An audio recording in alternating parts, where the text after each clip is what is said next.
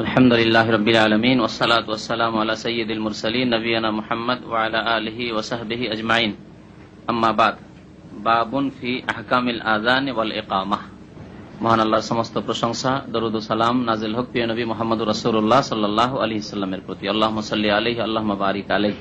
আজকের দর্স হচ্ছে আযান এবং ইকামত সম্পর্কে। লেখক বলছেন, লাম্মা কানাতিস সালাওয়াতুল খামসু মুআক্কাতাতান বিআওকাতিন মুআয়্যানাহ লা ইয়াজুযু ফি'লুহা ক্বাবলা দুখুলি তিলকাল আওকাত। এই 5 ওয়াক্ত নামাজের জন্য নির্ধারিত সময় আল্লাহ নির্ধারণ করেছেন বা নির্দিষ্ট সময় নির্ধারণ করেছেন। এই সময়ের পূর্বে নামাজগুলি কায়েম করা জায়েজ নয়। যে কোনো নামাজের ওয়াক্ত আসার পূর্বে নামাজ পড়লে নামাজ আদায় হবে না। লা ইয়াজুযু ফি'লুহা ক্বাবলা দুখুলি তিলকাল আওকাত। ওই সময়গুলি নামাজের যে নির্ধারিত রয়েছে তার পূর্বে নামাজ পড়া, লা ইয়াজুযু ফি'লুহা মানে সেই কাজটি করা, অর্থাৎ নামাজ সম্পাদন করা জায়েজ নয়। তাহলে সময়ের পূর্বে নামাজ পড়ে গুনাহগার হবে। নামাজ শুদ্ধ অত দূরের কথা, গুনাহগার হবে।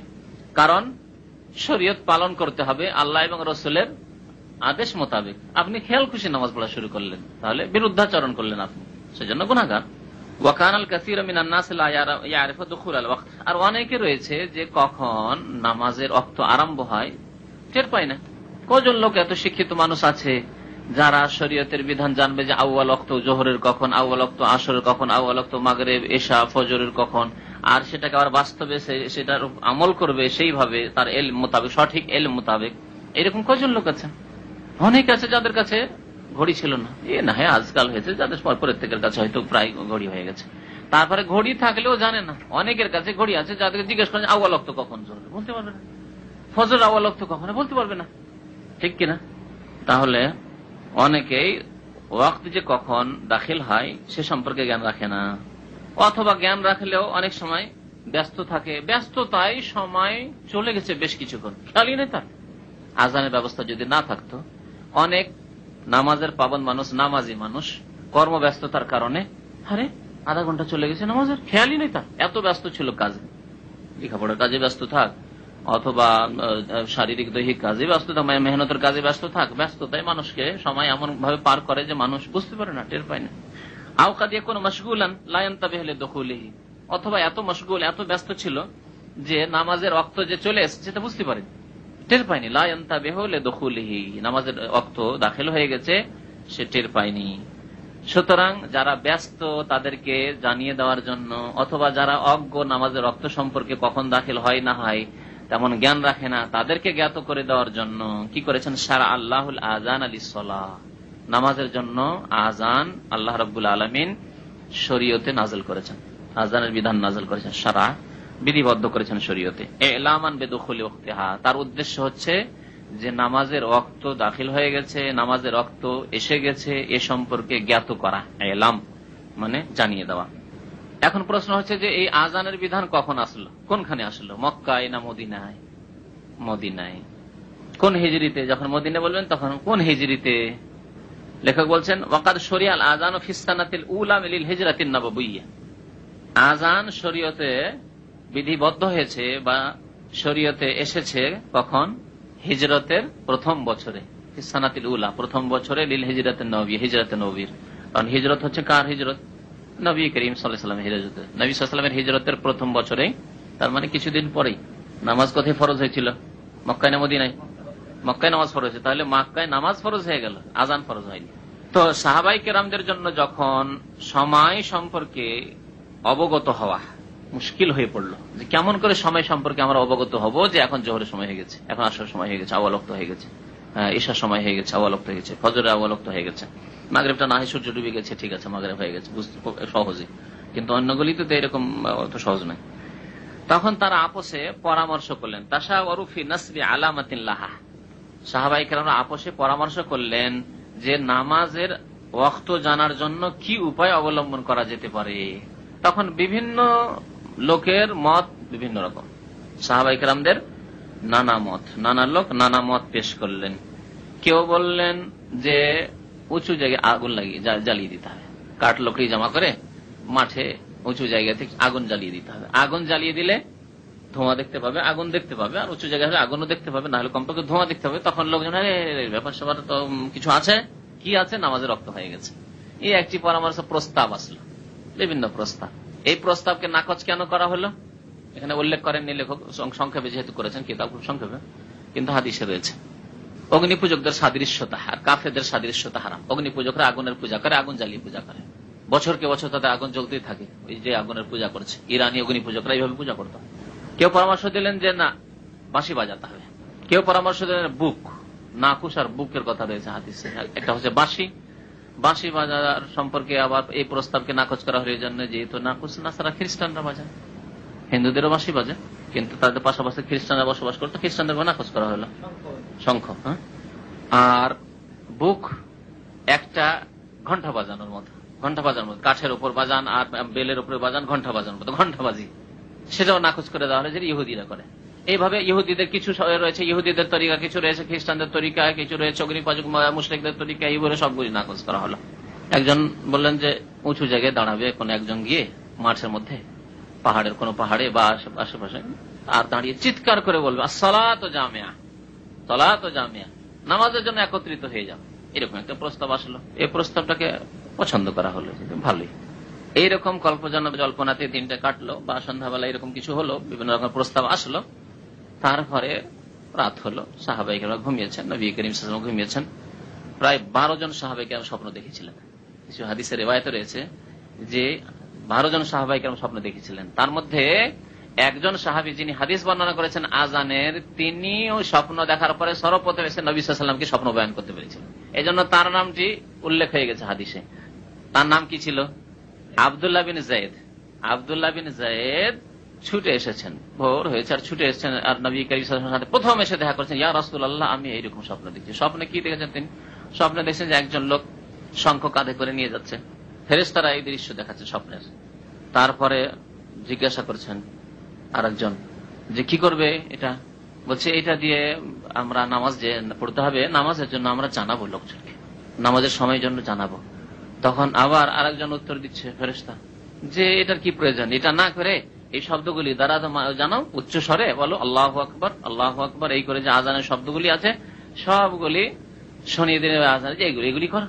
আব্দুল্লাহ বিন যায়েদ রাদিয়াল্লাহু তাআলা আনহু এই স্বপ্ন দেখার পরে ছুটে আসলেন নবী করিম সাল্লাল্লাহু আলাইহি ওয়াসাল্লামকে, স্বপ্নে যে কলেমাগুলি তিনি শুনেছেন সবগুলি মুখস্থ করে নিয়েছেন। স্বপ্ন অনেক সময় মানুষ স্বপ্ন দেখার ভুলে যায়, এরকম হয় কারণ হয় না। রাত্রে স্বপ্ন দেখলেন, ভোরে মনে হচ্ছে যে খুব ভালো স্বপ্ন দেখছি, ভালো স্বপ্ন দেখেছি, কিন্তু কি স্বপ্ন দেখেছি আধা মনে আছে আধা মনে নেই। হয় অনেক সময় হয়। স্বপ্ন দেখে যাদের স্মৃতিশক্তি দুর্বল হয়, অনেক সময় ভালো স্বপ্ন দেখলেন, স্বপ্ন খুব সুন্দর, কিন্তু পুরোপুরি স্বপ্নকে আপনি মানে রাখতে পারলেন না ব্রেনে। এটা আমলের দুর্বলতার কারণে হয়, স্মৃতিশক্তির দুর্বলতার কারণে হতে পারে, আর আমলের দুর্বলতার কারণে হতে পারে। তো তাই বলছেন লেখক, ফাওরিয়া আব্দুল্লাহ ইবনে যায়েদ, আব্দুল্লাহ বিন যায়েদকে স্বপ্ন দেখানো হলো। হাযাল আযান ফিল মানাম, এই আযান, ওয়া আকাররাহুল ওয়াহী। আব্দুল্লাহ বিন যায়েদ রাদিয়াল্লাহু তাআলা স্বপ্ন দেখলেন। তো কোন মানুষের স্বপ্ন কি আর শরীয়তের কোন বিধান হুকুম হতে পারে? হতে পারে না। তাহলে কি করে হতে পারে? নবী করিম সাল্লাল্লাহু আলাইহি সাল্লাম অনুমোদন দিলেন যখন স্বপ্নের কথা এসে শোনানো হলো যে এই কলিমাগুলি, বাক্যগুলি আমি স্বপ্নে শুনলাম আর এই দৃশ্য দেখলাম, তখন নবী করিম সাল্লাল্লাহু আলাইহি ওয়াসাল্লাম বললেন যে কি আজান দিবে? বেলালের আওয়াজ বেশি উঁচু না দে, বেলালকে ডাকো, বেলালকে বলে তুমি বলো, আজান বলো, আর তোমাকে কি বলতে হবে তা আব্দুল্লাহ বিন যায়েদ একটা একটা করে শিখিয়ে দিচ্ছে। একটা একটা করে আব্দুল্লাহ বিন যায়েদ বলেন আস্তে করে, আর জোরে করে চিৎকার করে উচ্চ স্বরে বেলাল রাদিয়াল্লাহু তাআলা আনহু আজান দেন। এই আজান শুরু হলো প্রথম। তাই এর উত্তর দেওয়ার জন্য যে সংশয় যে মানুষের স্বপ্ন কি করে শরীয়তে আসতে পারে, তাই যদি হয় তো আমাদের তাবলীগী ভাইদের কথা তো ঠিকই আছে, কবর মাজার পূজারীদের ভাইদের কথা তো ঠিক আছে। হঠাৎ করে একটা স্বপ্ন মার্কেটে ছেড়ে দিল যে এই গ্রামের এই যে এখানে যে কবরস্থানে একটা আল্লাহর ওলি শুয়ে আছেন, আল্লাহর ওলি এই জায়গায় শুয়ে আছেন, আর নিয়ে কবরটাকে পাকা টাকা করে কৃত্রিম কবর, মিছামিছি কবর তৈরি করে নিয়ে স্বপ্ন, মিথ্যা স্বপ্ন ছেড়ে দিয়ে তারপর আল্লাহর ওলি শুয়ে আছেন এই কথা বলে আর নিয়ে বসে গেল। আর যদি সত্যও হয় তাহলে মানুষের স্বপ্ন, নবী রসুলের স্বপ্ন না, আম মানুষের স্বপ্ন, আম্বিয়া এবং রসুলদের স্বপ্ন হলে সেটি হচ্ছে ওয়াহি। কারণ ওয়াহির একটি প্রকার হচ্ছে, বেশ কয়েক প্রকার ওয়াহির মধ্যে এক প্রকার ওয়াহি হচ্ছে স্বপ্ন। আর ওয়াহি কার উপর নাজিল হয়? নবী রসুলদের উপর। সুতরাং নবী রসুলগণ যদি স্বপ্ন দেখেন তাহলে সেটি ওয়াহি। তা নবী সাল্লাল্লাহু আলাইহি ওয়াসাল্লাম তো স্বপ্ন দেখেননি। এই এতরাজের উত্তর হচ্ছে যে ওয়া আকাররাহুল ওয়াহি, ওয়াহি তাকে সাব্যস্ত রেখেছে, ওয়াহি অনুমোদন দিয়েছে, স্বপ্নের কথাকে অনুমোদন দান করা হলো ওয়াহির দ্বারা। আল্লাহ রাব্বুল আলামিন সাব্যস্ত রাখলেন, নবী করিম সাল্লাল্লাহু আলাইহি ওয়াসাল্লাম এই আজানের বাক্যগুলিকে সাব্যস্ত রাখলেন, সুতরাং সেটি শরীয়ত হয়ে পড়ো। আল্লাহ এবং রাসূল যদি সাব্যস্ত করেন কোনো কিছু, অন্য কেউ বললেও সেই প্রস্তাব, তাহলে সেটি তখন শরীয়ত হয়ে পড়ল। সেই জন্য কোন সৎ ব্যক্তির স্বপ্ন, নবী রাসূলগণ ছাড়া কোন সৎ ব্যক্তির স্বপ্ন কি নয়, শরীয়ত নাই। স্বপ্নের ধর্ম যে রয়েছে, ফাজাইল আমল কিতাবে বহু স্বপ্ন উদ্ভট, আযাব দেখলো আর তারপরে কয়েকটি সূরা পড়ে বকশালো, তারপরে দেখলো যে আযাব হালকা হয়ে গেছে, এবার জান্নাতের বাগানে শুয়ে আছে। এসব কিসসা কাহিনী, বহু কিসসা কাহিনী আছে ফাজাইল আমল কিতাবে।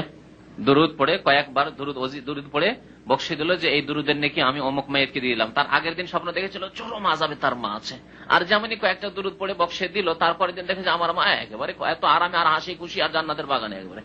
এগুলি আছে না? জি জি, চিন্তা করতে পেরেছেন? জমা করে রেখেছিল পড়ে টড়ে, তারপর তখন সেটা বকশে দিল, দান করে দিল, যে সদকা করে দিল সেই নেকিটা, এটা বকশা দেওয়া বলে তাদের ভাষায়। তো কথা হচ্ছে যে এগুলি হচ্ছে কি মানুষের স্বপ্ন। মানুষের স্বপ্নে শয়তান, অধিকাংশ ক্ষেত্রেই শয়তান প্রবেশ করে, আর শয়তানের না হলেও সেটি শরীয়ত নয়। আপনি তো জানেন না যে আমাকে শয়তানের পক্ষ থেকে স্বপ্ন দেখানো হলো না ফেরেশতাদের পক্ষ থেকে, তারপরেও যদি ফেরেশতার পক্ষে, তবু শরীয়ত নাই, তবে শরীয়ত নাই। সেটি আপনাকে হয়তো একটা ভালো পরামর্শ হতে পারে, কিন্তু শরীয়তের অনুকূলে হলে সেটি করণীয়, আর না হলে করণীয় নাই। সেটিকে শরীয়ত মনে করে আর করতে পারবেন না, কারণ সেটি শরীয়ত নাই। তো নবী করিম সাল্লাল্লাহু আলাইহি ওয়াসাল্লাম সাব্যস্ত রাখলেন তার এই স্বপ্নকে। কোরআনে কারিমে আযানের কথা দুই জায়গায় রয়েছে। ওয়াকালা তাআলা, মহান আল্লাহ রাব্বুল আলামিন ইরশাদ করেছেন, জুমার আযান সম্পর্কে একটি আয়াত রয়েছে, আরেকটি আয়াতে রয়েছে পাঁচ ওয়াক্ত নামাজের কথা, পাঁচ ওয়াক্ত নামাজের আযানের কথা। ইয়া আইয়ুহাল্লাযীনা আমানু ইযা নুদিয়া লিস-সালাহ মিন ইয়াউমিল জুমআহ, হে মুমিনগণ, যখন জুমার দিন সালাতের জন্য নামাজের উদ্দেশ্যে নিদা দেওয়া হবে, নুদিয়া মানে আযান দেওয়া হবে, নিদা মানে ডাক দেওয়া, আর আযান মানেও জ্ঞাত করা। তো আযানের অপর নাম হচ্ছে নিদা, নেদা বিসসালাহ, আযান বিসসালাহ, নেদা বিসসালাহ। ইযা নুদিয়া লিস-সালাতি মিন ইয়াউমিল জুমআহ, জুমার দিনে যখন আযানের জন্য আহ্বান করা হবে, ফাসআউ ইলা যিকরিল্লাহ, তখন আল্লাহর স্মরণের উদ্দেশ্যে ছুটে এসো। ফাসআউ শাব্দিক অর্থ দৌড়িয়ে আসা, কিন্তু নামাজের জন্য দৌড় দিয়ে আসা জায়েজ নয়, নবী সাল্লাল্লাহু আলাইহি ওয়াসাল্লাম নিষেধ করেছেন। সুতরাং দৌড়িয়ে আসতে হবে, এর মানে হচ্ছে যে এখন তাড়াতাড়ি করো, ব্যস্ত থাকলে কাজকর্ম ছেড়ে দাও, গোসল করা হয় তাড়াতাড়ি গোসল করো, প্রস্তুতি হয়নি প্রস্তুতি নাও, আর তাড়াতাড়ি করে বেরিয়ে আসো। কিন্তু রাস্তায় দৌড় দিয়ে আসবেন না, দৌড় দেওয়া নিষেধ করেছেন নবী। আলাইকুম বিস-সাকিনাহ, তোমরা ধীর স্থিরতার সাথে মসজিদে হেঁটে আসবে। ফামা আদরাকতুম ফাসাল্লু ওয়া ফাতাকুম ফাতিমু, যা পেলে পেলে নামাজ, যদি ছুটেও যায় কিছু নামাজ অন্য নামাজের ক্ষেত্রে, তাহলে তা পুরা করে। কিন্তু জুমার দিন এরকম না, কারণ জুমার নামাজের পূর্বে খুতবা রয়েছে, খুতবার আগেই হাজির হইতে হবে, বরং তার আগে যত আগে ভাগে হাজির হতে পারবেন তত বেশি ফজিলত রয়েছে। তো ফাসআউ ইলা যিকরিল্লাহ, আল্লাহর জিকির, আল্লাহকে স্মরণ করার জন্য আসতে বলা হয়েছে। আল্লাহর জিকির এখানে কি? তাহলে জুমার দিনে আল্লাহর জিকির কি? শুধু নামাজ যদি বলেন তাহলে খুতবার শেষে আসলেই হয়। তাহলে আল্লাহর জিকির মানে নামাজও, আর আল্লাহর জিকির মানে জুমার দিনের খুতবাও। জুমার দিনের খুতবা শোনাও ওয়াজিব, যদি কোনো মাজুর কেউ না হয়, ওজোর নেই, ওজোর মানে সফর থেকে আসছে, দামামে ঢুকতে পারেনি, এখন বাস দামামের বাইরে আছে, তাহলে তার জন্য ওজোর আছে। দামামে ঢুকলে সেই সময় দেখছি যে এখন নামাজটা পাবো, খুতবা প্রায় শেষের দিকে, তো নামাজ পড়বে না জুমা? জুমা অবশ্যই পড়বে, সে মাজুর। কিন্তু একজন লোক দামামে আছে, শুয়ে আছে, আর ঘুম দিতে দিতে যখন খুতবা শেষ হতে যাচ্ছে তখন মসজিদে যাবে, চলবে? চলবে না, গুনাহগার আছে এরকম। ফাসআউ ইলা যিকরিল্লাহ, তাহলে যিকরুল্লাহ, আল্লাহর জিকির বলা হলো নামাজকে, আল্লাহর জিকির বলা হলো খুতবাকে। আর খুতবা মানে কি? বক্তব্য করা। খুতবা মানে মানুষকে সম্বোধন করা। এই যে সম্বোধন করছি, এটার নাম হচ্ছে খুতবা, এর নাম হচ্ছে খুতবা। খুতবাতুল ঈদান, খুতবাতুল জুমা প্রয়োজনের খুতবা, খুতবাতুল হাজা প্রয়োজনের খুতবা, সব খুতবা। এমনকি বিবাহ শাদী যে খুতবা পড়ানো হচ্ছে, আমরা আসলে আরবি বুঝি না, সেই জন্য না হলে সেখানে যারা মজলিসে হাজির রয়েছে তাদেরকে, আর বিশেষ করে বরকে যে কবুল করছে তাকে এখানে তাকওয়া, আল্লাহর ভয় ভীতি স্মরণ করানো হচ্ছে তিনটি আয়াত পড়ে। আল্লাহর প্রশংসা, নবীর প্রতি দুরূদ, এবং তার সাথে সাথে আল্লাহর তাওহীদের শাহাদাত, নবীর রিসালাতের শাহাদাতের পরে তারপরে তাকে তাকওয়ার তিনটি আয়াত দিয়ে বারবার যে তাকওয়ার কথা এসেছে যে আয়াতগুলিতে, আইয়ুহাল্লাযীনা আমানুত্তাকুল্লাহ ইয়া আইয়ুহান নাসু তাকু রাব্বাকুম, তাকওয়া, আল্লাহর ভয় ভীতি স্মরণ করিয়ে দাও। সাবধান, একটি মেয়েকে তোমার ঘরে নিয়ে যাচ্ছ, সাবধান, আল্লাহকে ভয় করবে, ন্যায় বিচার করবে, তার সাথে সদাচরণ করবে, স্মরণ করার জন্য সঠিক কথা বলবে। আইয়ুহাল্লাযীনা আমানুত্তাকুল্লাহ কুলু কাওলান সাদীদা, উল্টো পাল্টো কথাবার্তা বলবে না, সঠিক কথা বলবে, অন্যায় কথাবার্তা বলবে না, জুলুমের কথাবার্তা বলবে না, সন্দেহ করবে না। তুমি নিয়ে যাচ্ছ তাকে, তার সাথে বাহ্যিক যা দেখছো তাই, কিন্তু তুমি এমনি এমনি সন্দেহ করবে না, কথা সঠিক বলবে। আর উল্টো পাল্টা কথা বললে সম্পর্ক ভালো হবে না। ইউসলিহ লাকুম আমালাকুম, যদি সঠিক কথা বলো তাহলে ইউসলিহ লাকুম আমালাকুম, তোমাদের কাজকর্ম আল্লাহ সুন্দর করে দেবেন, তোমাদের জীবনটা দাম্পত্য জীবন সুন্দর হয়ে যাবে। আর পক্ষান্তরে যদি সঠিক কথা কাউলে সাদিদ না বলো, সঠিক কথা না বলো, তাহলে কাম খারাপ হয়ে যাবে। তুমি যেমন সন্দেহ করা শুরু, তোমার সম্পর্কে সন্দেহ করা শুরু করবে তোমার স্ত্রী। তুমি যখন তোমার সন্দেহ করা শুরু, তোমার সাথে শত্রুতা ঘৃণা করা শুরু করবে, যে কোন জালে মেরিতে পড়লাম, এখান থেকে কখন উদ্ধার পাবো, আর এবার বাবার বাড়ি গেলে আর আসবো না এর বাড়ি, ঠিক কিনা? আর অনেকে এইরকম, অনেকের এইরকম হচ্ছে। একবার যাওয়ার পরে দেখলো যে কাম খারাপ, এর আচরণ ভালো না, এই তো উল্টো পাল্টা কথাবার্তা প্রথম দিন যখন বলছে। আর অনেক বেকুব লোক আছে, নতুন বিয়ের করার পরে প্রথম রাতে তোমার কয়টা বন্ধু ছিল, আগে আল্লাহ ইখতিয়ার দিয়েছে, ভালো করে দেখে নাও, খোঁজ খবর নিয়ে নাও। যখন বিয়ে করে নিয়ে এসছেন এখন সন্দেহ করলে চলবে না, এখন উল্টো পাল্টা কথাবার্তা বলা যাবে না, ঠিকভাবে চলে, আর না হলে কাম খারাপ হয়ে যাবে। তো এতে রয়েছে খুতবা, এতে রয়েছে খুতবা। তাহলে খুতবাকে, বক্তব্যকে, দিনের আলোচনাকে কি বলা হয়েছে? জিকরুল্লাহ, ফাসাউ ইলা জিকরিল্লাহ। তাহলে এই যে দিনের মজলিস, দারস তাদরিস, শিক্ষা দীক্ষা, দিনের শিক্ষা, এ হচ্ছে আল্লাহর জিকির। এই জন্য মজলিসে জিকির যেখানে হাদিসে বলা হয়েছে, একটি কথা মানে গুরুত্বপূর্ণ কথা বলার জন্য, এখানে পয়েন্টটা বলার জন্য। বিদাতিরা বলে জিকিরের মজলিস মানে সম্মিলিত জিকির করতে হবে। হ্যাঁ, আল্লাহু আল্লাহু আল্লাহু সম্মিলিত করছে, লা ইলাহা ইল্লাল্লাহ লা ইলাহা ইল্লাল্লাহ। বলুন মহব্বতের সাথে জিকির করুন লা ইলাহা ইল্লাল্লাহ। প্রধান বক্তা দেশের সেও জিকির করাচ্ছে। এগুলো হচ্ছে বিদাতিদের জিকির, মানে মজলিসের জিকির, সম্মিলিত জিকির।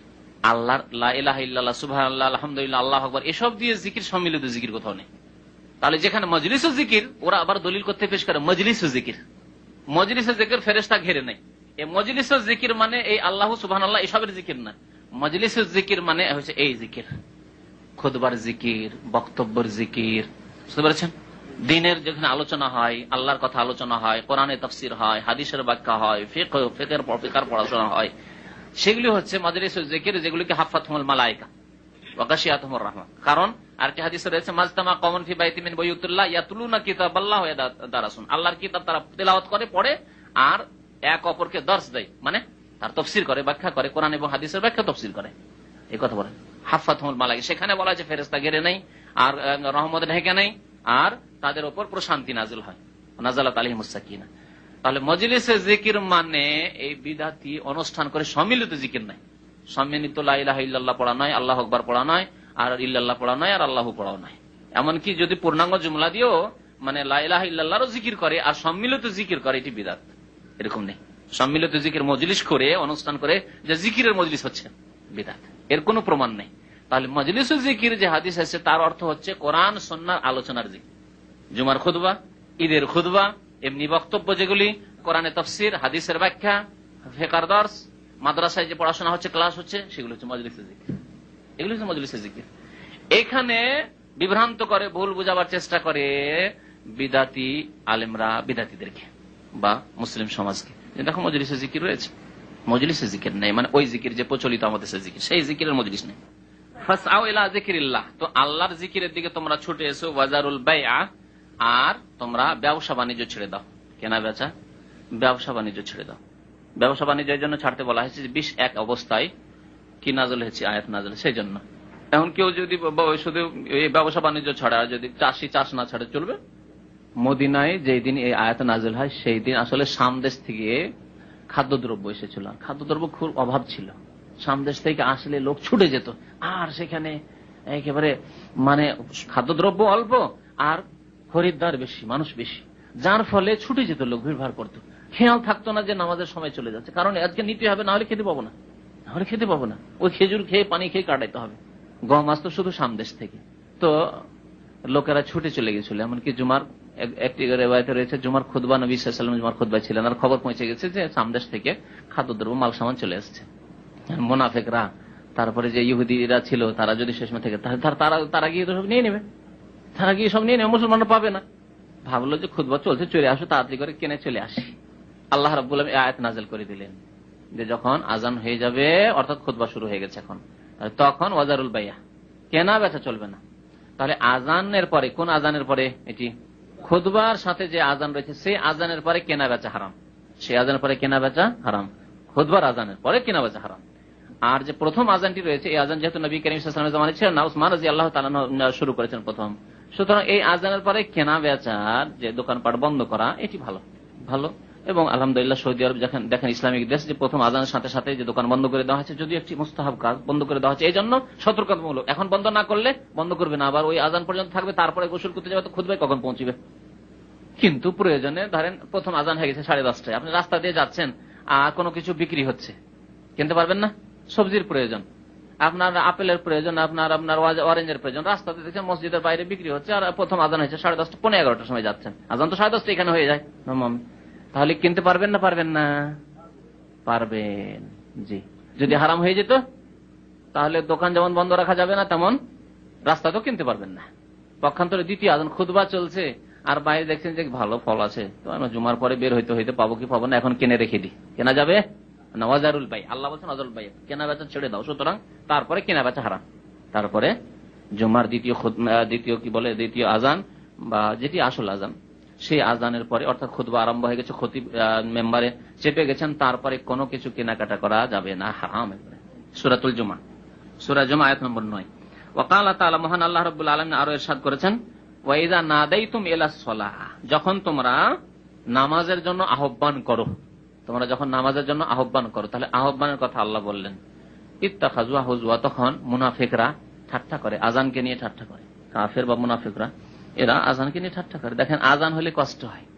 আজকে বাংলাদেশে এরকম মনে হয় বলছে যে এই শব্দ দূষণ বলছে না, কি বলছে? আস্তাগফিরুল্লাহ, আস্তাগফিরুল্লাহ। জি, এটা মুরতাদের কথা।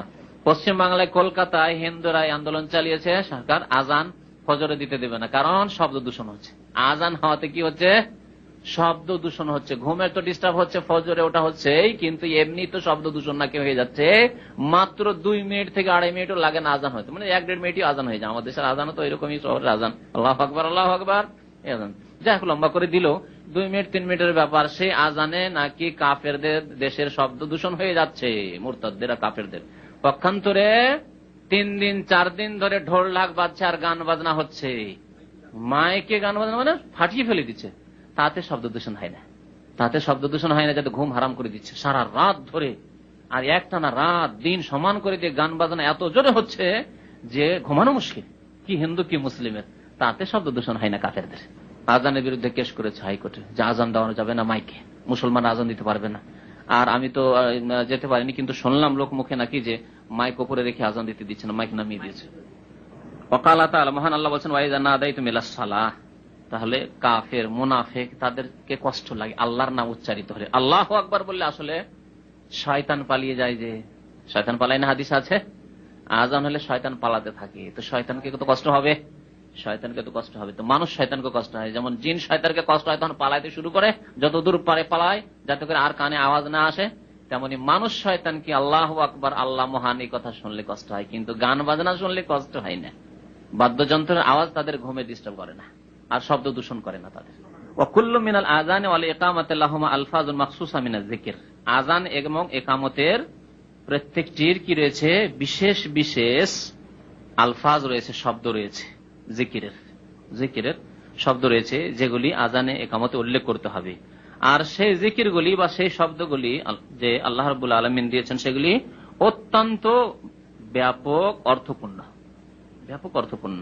ওয়া হুয়া কালামুন জামিউন লিআকিদাতিল ঈমান, এবং সেই বাক্যগুলি ঈমানের যে আকীদা রয়েছে, বিশ্বাসের যে আকীদাগুলি রয়েছে, এই ঈমানের আকীদার ক্ষেত্রে অত্যন্ত ব্যাপক। লেখক একটু আলোচনা করেছেন এই সম্পর্কে। ফাউয়ালুহুমা, আযান ইকামতের প্রথম কি বলতে হয়? আত-তাকবীর, প্রথম কি বলতে হয়? তাকবীর, আল্লাহু আকবার বলতে হয় না? আল্লাহু আকবার মানে আল্লাহ সবকিছুর চাইতে বড়, আল্লাহু আকবার মিন কুল্লি শাই, আল্লাহু আকবার মানে আল্লাহ সবকিছুর চাইতে সবার চাইতে বড়, এই আকীদা। তাহলে আল্লাহর সামনে আর আমাদের কিছুই নেই, না আনুগত্যের ক্ষেত্রে, না ইবাদতের ক্ষেত্রে, না ভয় করার ক্ষেত্রে, না আশা আকাঙ্ক্ষা রাখার ক্ষেত্রে, সব আকীদা ঢোকানো রয়েছে আল্লাহু আকবার। না কুদরতের ক্ষেত্রে, না ক্ষমতার ক্ষেত্রে, যখন আল্লাহর কুদরতের কাছে কত অসহায়, যে যখন ভূমিকম্প হচ্ছে কত অসহায়, সুনামি হলো কত অসহায়, স্পষ্ট যে মানুষ যে কত অসহায়, মানুষের শক্তি, পৃথিবীর শক্তি যে কত অসহায়। ওয়া হুয়া ইজলালুল্লাহ আযজা ওয়া জাল্লা, এই তাকবীরে রয়েছে আল্লাহ রাব্বুল আলামিনের বড়ত্ব, বড়ত্ব এর ঘোষণা, আল্লাহ যে মহান এর ঘোষণা রয়েছে। আর তাতে রয়েছে কি সুম্মা ইসবাতুল ওয়াহদানিয়াতে লিল্লাহি আযজা ওয়া জাল্লা, তারপর আশহাদু আল্লা ইলাহা ইল্লাল্লাহ, সাক্ষ্যদান করছেন কিসের? আল্লাহর ওয়াহদানিয়াত, একত্ববাদের সাক্ষ্য দান করেছেন। ওয়া ইসবাতুর রিসালাতি লিনবিয়িনা মুহাম্মাদিন সাল্লাল্লাহু আলাইহি ওয়াসাল্লাম বিশাহাদাতাইন, এবং নবী মুহাম্মদ সাল্লাল্লাহু আলাইহি ওয়াসাল্লামের রিসালাতেরও সাক্ষ্য দান করেছেন আশহাদু আন্না মুহাম্মাদান রাসূলুল্লাহ, আশহাদু আন্না মুহাম্মদ রাসূলুল্লাহ বলে সাক্ষ্য দান করছি যে মুহাম্মদ সাল্লাল্লাহু আলাইহি ওয়াসাল্লাম আল্লাহর রাসূল। আশহাদু আন্না মুহাম্মাদার রাসূলুল্লাহ বলে আমরা রাসূলুল্লাহ সাল্লাল্লাহু আলাইহি ওয়াসাল্লামের সাক্ষ্য দান করছি রিসালাতের।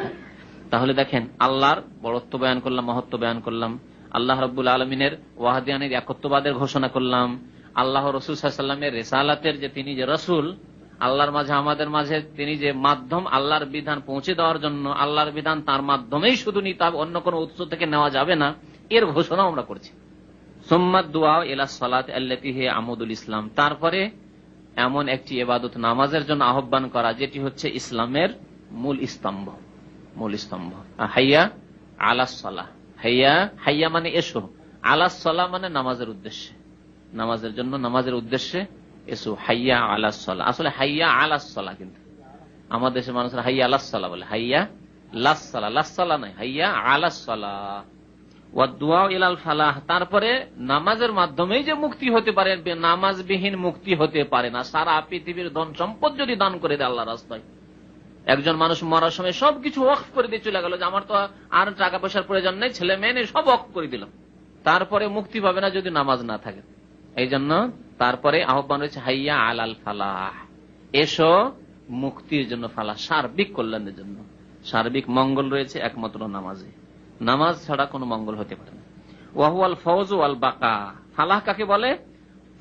ফওজ মানে সফলতা, আর ওয়াল বাকাউ ফিন নাঈমিল মুকিম, স্থায়ী নিয়ামতে অবস্থান করা, স্থায়ী আল্লাহর নিয়ামতে অবস্থান করা। স্থায়ী নিয়ামত হচ্ছে কি? জান্নাত। জান্নাত ছাড়া কোনো স্থায়ী নিয়ামত আছে?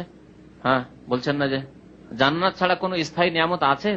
দুনিয়ার কোন নিয়ামত, ধন সম্পদ, গাড়ি বাড়ি, নারী স্ত্রী, ছেলে মেয়ে স্থায়ী আছে?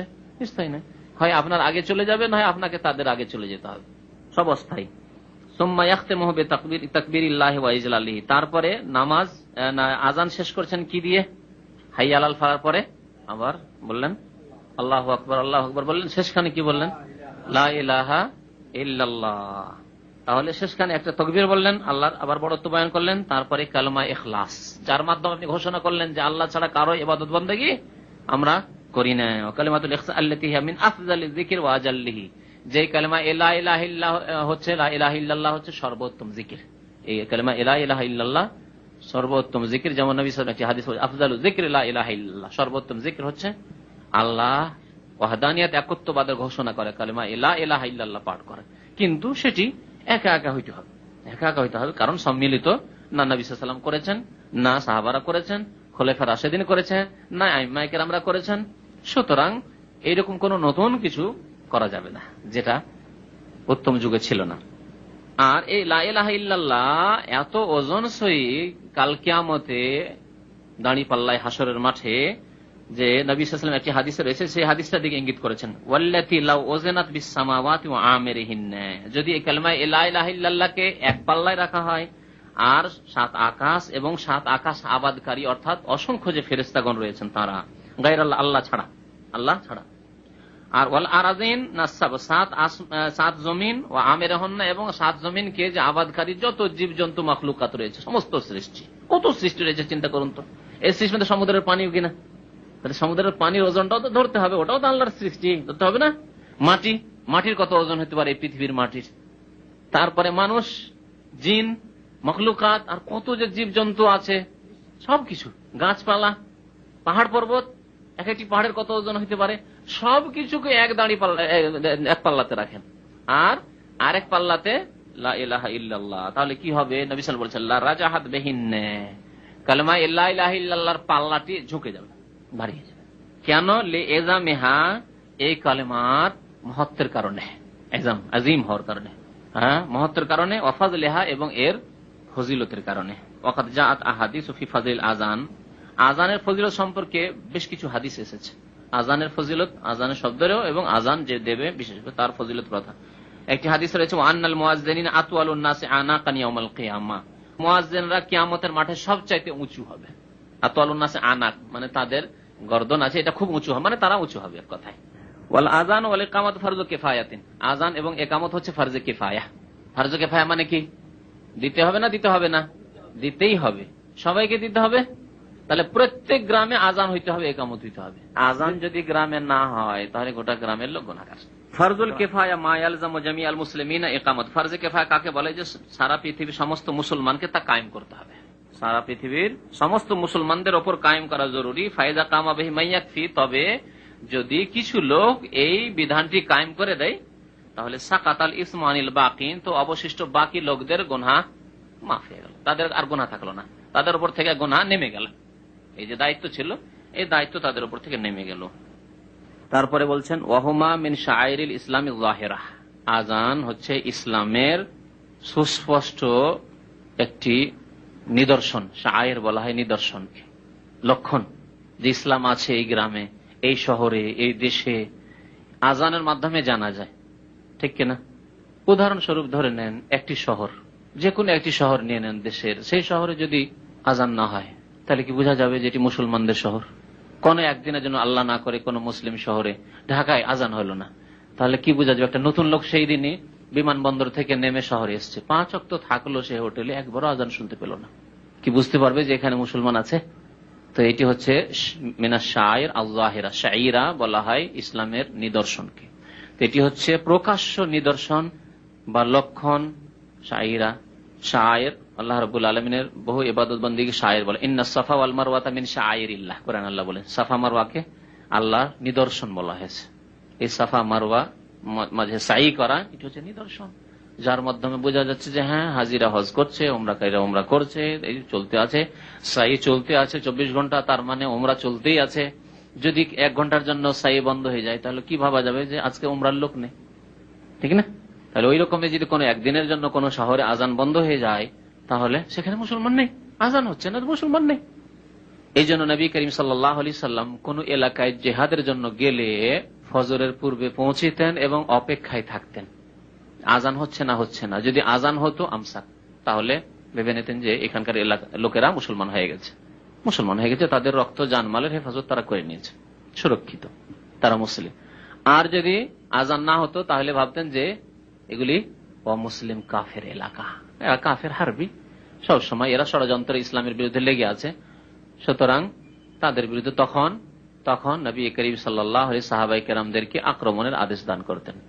তাহলে মুসলিম হয়ে যদি গ্রামের লোক নামাজ না পড়ে, মসজিদে আযান না হয়, ইকামত না হয়, জামাত না হয়, এক শ্রেণীর লোকেরা আমাদের দেশে ঘরে ঘরে নামাজ পড়ে, নিজের বাসাতে বাড়িতেই নামাজ পড়ে। বিশেষ করে শহরের লোকেরা অনেকে আছে যারা নামাজ পড়ে কিন্তু ঘরে নামাজ পড়ে না, তাহলে এরা এই শাইরা বা শায়ের যে আছে আযান, ইকামতের, জামাত একটি ইসলামের নিদর্শন, লক্ষণ প্রকাশ করলো না, জাহির করতে হবে, এগুলি জাহির করতে হবে। ওয়াহুমা মাশরুআন ফি হাক্কির রিজালি হাজারান ওয়া সাফারান লিসসালাওয়াতিল খামস, আর এই আযান দিতে হবে 5 ওয়াক্ত নামাজের জন্য। পুরুষদের ক্ষেত্রে শরীয়তে বিধিবদ্ধ করা হয়েছে, মাশরু মানে শরীয়ত সম্মত, শরীয়তের আদেশ হাজারে অর্থাৎ মুকিম ব্যক্তির জন্য এবং মুসাফির ব্যক্তি ওয়াসাফারান সফরেও। তাহলে শুধু মুকিমে আযান দিবে আর মুকিম লোকেরা যারা বাড়িতে অবস্থান করেছে তারা আযান দিবে আর মুসাফির আযান দেবে না, তা নয়। মুসাফির সফরে আছে সেখানে আযান দেবে, যেখানে আপনি জামাত করছেন, এমনকি জামাত যদিও না হয় তবু আযান দেওয়া উচিত। জামাত নেই হয়তো একজন দুজন হলেই তো জামাত হয়ে যায়, কিন্তু একা থাকলেও নবী করিম সাল্লাল্লাহু আলাইহি ওয়াসাল্লাম আযান দিতে বলেছেন।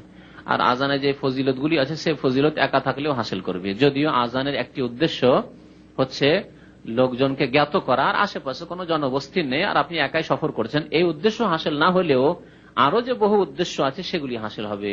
আযানের ফজিলত, মুয়াজ্জিনের ফজিলত গত সপ্তাহে বলেছি, কিয়ামতের মাঠে সবচাইতে উঁচা ব্যক্তি হবে মুয়াজ্জিন, এই ফজিলত হাসিল করলো যদিও সে একা মুয়াজ্জিন। তাহলে মাঠে আপনি চাষের মাঠে আছেন, আমরা এরকম দেখেছি, হাওয়া খেতে গিয়ে মাদ্রাসা যখন পড়াশোনা করতাম, মাঠে হাওয়া খেতে বিকালবেলা বেরিয়ে গেছি, মাগরিব নামাজটা ওইদিকে পড়লাম, ওস্তাদ ছাত্র সব আছে নামাজ পড়লাম। বা একা অনেক সময় একাই থাকতে পারে, একাই হয়তো ঘুরতে চলে গেছে, মাঠে কোনো লোক নেই, সব কাজকর্ম সেরে গ্রামে চলে গেছে, আপনি একাই আছেন, তাহলে এখানে আযান দিতে হবে। আযান দিলে আপনি ওই মুয়াজ্জিনের ফজিলত হাসিল করলেন, এক। দ্বিতীয়, আযান দিলে শয়তান পালা, এযা আযানাল মুয়াজ্জিনু আদবারা শয়তান ওয়ালাহু দুরাতুন, শয়তান পালাতে থাকে, এত দ্রুত বেগে পালায় যে জোরে আওয়াজ হয় তার কিসের, বায়ু নিঃসরণের আওয়াজ হয়। দুরাত মানে উচ্চ স্বরে বায়ু নির্গত হওয়া। তাহলে আজান শুনে, এই জন্যই বলা হয়েছে যে কোন মুসলিম আজান শুনে মসজিদের উল্টো দিকে যাবে না। মসজিদে থাকলে মসজিদ থেকে বের হবে না, তবে অজু যদি কারো না থাকে শুধু অজুখানায় যেতে পারে উজু করার জন্য। কিন্তু আজান হচ্ছে আর মসজিদ থেকে বেরিয়ে যাচ্ছে, একটু কাজ করে আসি, মসজিদের পাশে আছে, মসজিদের উল্টো দিকে যাচ্ছে, মসজিদ এইদিকে যাচ্ছে উল্টো দিকে, হ্যাঁ এইদিকে মসজিদ থাকলে ঠিক আছে, কিন্তু মসজিদ যদি আশেপাশে না থাকে তাহলে মসজিদের উল্টো দিকে যাবে না। এমনকি লেখক আজকে না আসলে তারপরে সপ্তাহে আসবে, সেখানে তিনি উল্লেখ করেছেন যে আজান হচ্ছে ওই অবস্থায় বসে থাকার লোক দাঁড়াবে না। বসে থাকার লোক দাঁড়ানো মানে হয়তো আপনি চলে যাওয়ার জন্য মনে হবে যে লোকটি হয়তো চলে যেতে চাইছে। আজান হলে শয়তান পালায়, আর পালালে একটি লোক বসে থাকে যদি পালাতে শুরু করে তাহলে প্রথম দাঁড়াবে, তাহলে শয়তানের সাদৃশ্যতা হয়ে যাচ্ছে। সেই জন্য বসে থাকা অবস্থায় আজান কানে আসলে বসে আজানটা শুনেন, দাঁড়াবেন না। দাঁড়িয়ে আছেন তাহলে বসবেন না, মসজিদে বিশেষ করে যেহেতু তাহিয়াতুল মসজিদ পড়ার ব্যাপার আছে, তাহলে আজানটা শুনে নেন, আজানের জবাব দিয়ে দেন, তারপরে তাহিয়াতুল মসজিদ পড়ে বসেন। তো মুসাফির হোক অথবা মুকিম হোক, আজান 5 ওয়াক্তে নামাজের জন্য পুরুষদেরকে দিতে হবে, মহিলাদের আজান নেই। মহিলাদের আজান নেই, কারণ মহিলাদের আওয়াজ যথাসাধ্য পর্দা, প্রয়োজন না হলে আওয়াজ পুরুষ লোক শুনবে না। প্রয়োজন না হলে বললাম, কারণ কখনো কখনো প্রয়োজন হয়, তখন আওয়াজ শোনাতে হবে। আপনার বাড়িতে এসে বেল দিয়েছে অথবা নক করছে বা ডাক দিচ্ছে, ভাই আছেন কি, ভাই আছেন কি, ভাই আছেন, গ্রামে এরকমই ডাক দেয়। আর যে সব সমাজে পর্দায় নেই তাদের তো আর ডাক হাঁক দেওয়ার ব্যাপার সব নেই, সরাসরি ঢুকে পড়লো ওর বিটের ঘরে। বড় আফসোসের বিষয়, মুসলিম সমাজে এরকম দৃশ্য খুব বেশি, তাই না, নাকি? তো যাই হোক, উচিত হবে ডাক দেওয়ার। তো ডাক দিচ্ছে, বাড়িতে কোনো পুরুষ লোক নেই, মহিলা আছে, তো মহিলা কি বলবে না বাড়িতে নেই, কথা বলবে না? বেল শুনে, নখ শুনে বা আওয়াজ শুনে বলবে যে বাড়িতে লোক নেই। কোথায় গিয়েছে যদি জিজ্ঞেস করে, অমুক জায়গায় গেছে, টেলিফোনে এসছে, ভাই আছেন কি, নেই, তার কথা তো বলতে হবে। আওয়াজ তো পুরুষ লোক শুনলো, কিন্তু এগুলি প্রয়োজন জায়েজ, কিন্তু প্রয়োজনের অধিক। ভাই কেমন আছেন, আপনি আসেন না কেন, অনেকদিন থেকে আপনাকে দেখিনি, কি ব্যাপার, রাগ করেছেন নাকি, এটা আপনার স্ত্রী কেন বলবে আপনার বন্ধুকে?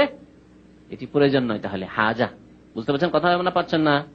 স্বামীর বন্ধুকে বলবে, ভাই অনেকদিন থেকে দেখিনি, আপনার কি ব্যাপার, কোনো কি রাগ করেছেন নাকি, কি অনেকদিন থেকে আসেননি কেন, না জায়েজ না এই ব্যাপার। তবে যতটা প্রয়োজন ততটা জায়েজ।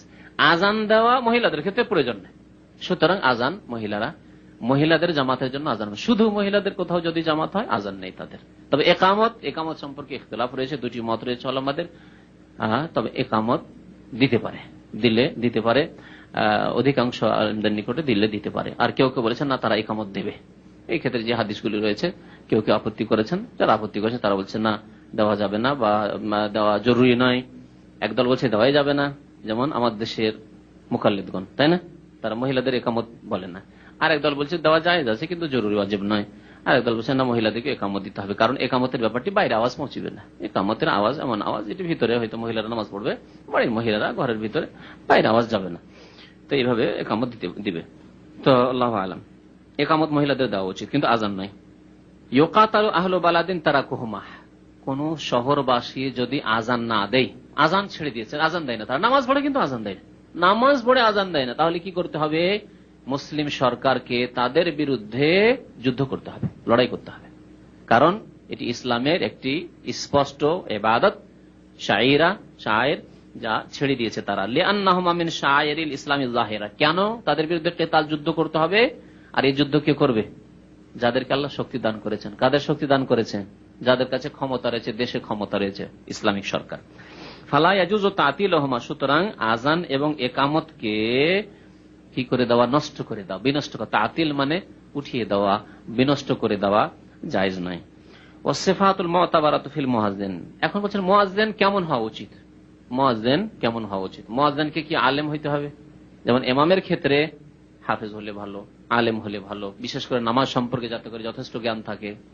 যেসব গুণের কথা বলা হয়েছে, ইয়াউমুল কওম আকরাহুম লিকিতাবিল্লাহ, যে ব্যক্তি বেশি কোরআন মুখস্থ রাখে, কোরআন শুদ্ধ পড়ে এবং তার সাথে সাথে নামাজ সম্পর্কে আলেম, সে অন্য মাসলার আলেম হোক আর না হোক, নামাজের আলেম হইতে হবে। একজন শুধু হাফেজ আছে, একটা 12-13 বছরের ছেলে, 14 বছরের ছেলে, বা হয়তো 20 বছর 25 বছরের হাফেজ, কিন্তু শুধু হাফেজ হয়েছে, নামাজের মসলা মাসাইল জানেন না, কম হয়ে গেলে, বেশি হয়ে গেলে, কোনখানে সহসিজদা লাগবে, কোনখানে লাগবে না, কোন গলি ছুটে গেলে নামাজ বাতিল হয়ে যায়, রুকুন ছুটে গেলে নামাজ বাতিল হয়ে যায়, রুকুন কি, ওয়াজিব ছুটে গেলে সহসিজদা লাগবে তা যায় না, সুন্নাত ছুটলে সহসিজদাও করতে হবে না, আর নামাজও বাতিল হবে না, এসব মাসলাই জানে না।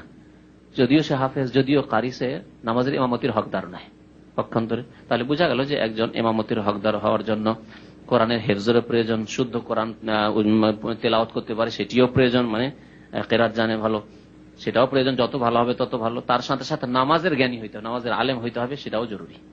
কিন্তু মুয়াজ্জিন সম্পর্কে না, এগুলি শর্ত নেই। মুয়াজ্জিনকে ভালো কারি হইতে হবে, ভালো হাফেজ হইতে হবে, ভালো আলেম হইতে হবে না। কারণ নবী দলিল, সবচেয়ে বড় দলিল হচ্ছে নবী করিম সাল্লাল্লাহু আলাইহি ওয়াসাল্লামের জামানায় মুয়াজ্জিন হয়েছেন কে? বেলাল রাদিয়াল্লাহু তাআলা আনহু। আর বেলাল চাইতে কত জ্ঞানী গুণী সাহাবায়ে কেরাম, সাবেকিন, আউয়ালিন, মুহাজিরিন, আনসার, আশরা মুবাশশারা, বদরি সাহাবী, ওহদে হাজির হওয়া সাহাবী, খন্দকের সাহাবী, হুদাইবিয়ার সন্ধিতে যারা হাজির হয়েছেন, যারা মক্কা বিজয়ের পরে অনেকেই ছিলেন, তাদেরকে নবী সাল্লাল্লাহু আলাইহি ওয়াসাল্লাম মুয়াজ্জিন নিযুক্ত করেননি। সেসব দেখে যে আবু বকর বেশি হক রাখে, ওমর বেশি হক রাখে, উসমান আলী বেশি হক রাখে, ওসামা বেশি হক রাখে, এই কথা তো বলেন নবী করিম সাল্লাল্লাহু আলাইহি ওয়াসাল্লাম। বেলালকে ডেকেছেন, তাহলে কি লক্ষ্য করেছেন বেলালের দিকে? যে বেলালের আওয়াজ কি ছিল?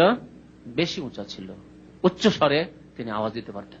তাহলে যার আওয়াজ বেশি উঁচা তাকে মুয়াজ্জিন করা উচিত। যার আওয়াজ বেশি সুন্দর, মাধুর্যতা রয়েছে যার আওয়াজে, তাকে নির্বাচিত করা উচিত মুয়াজ্জিনের জন্য। আজকাল মাইকের ব্যবস্থা হয়ে গেছে অধিকাংশ মসজিদে, যদি মাইকের ব্যবস্থা থাকে তাহলে হয়তো উচ্চ স্বরের দিকে লক্ষ্য করা জরুরি নয়, কিন্তু কণ্ঠ ভালো হওয়া, আওয়াজ ভালো, এটা লক্ষ্য করা ভালো।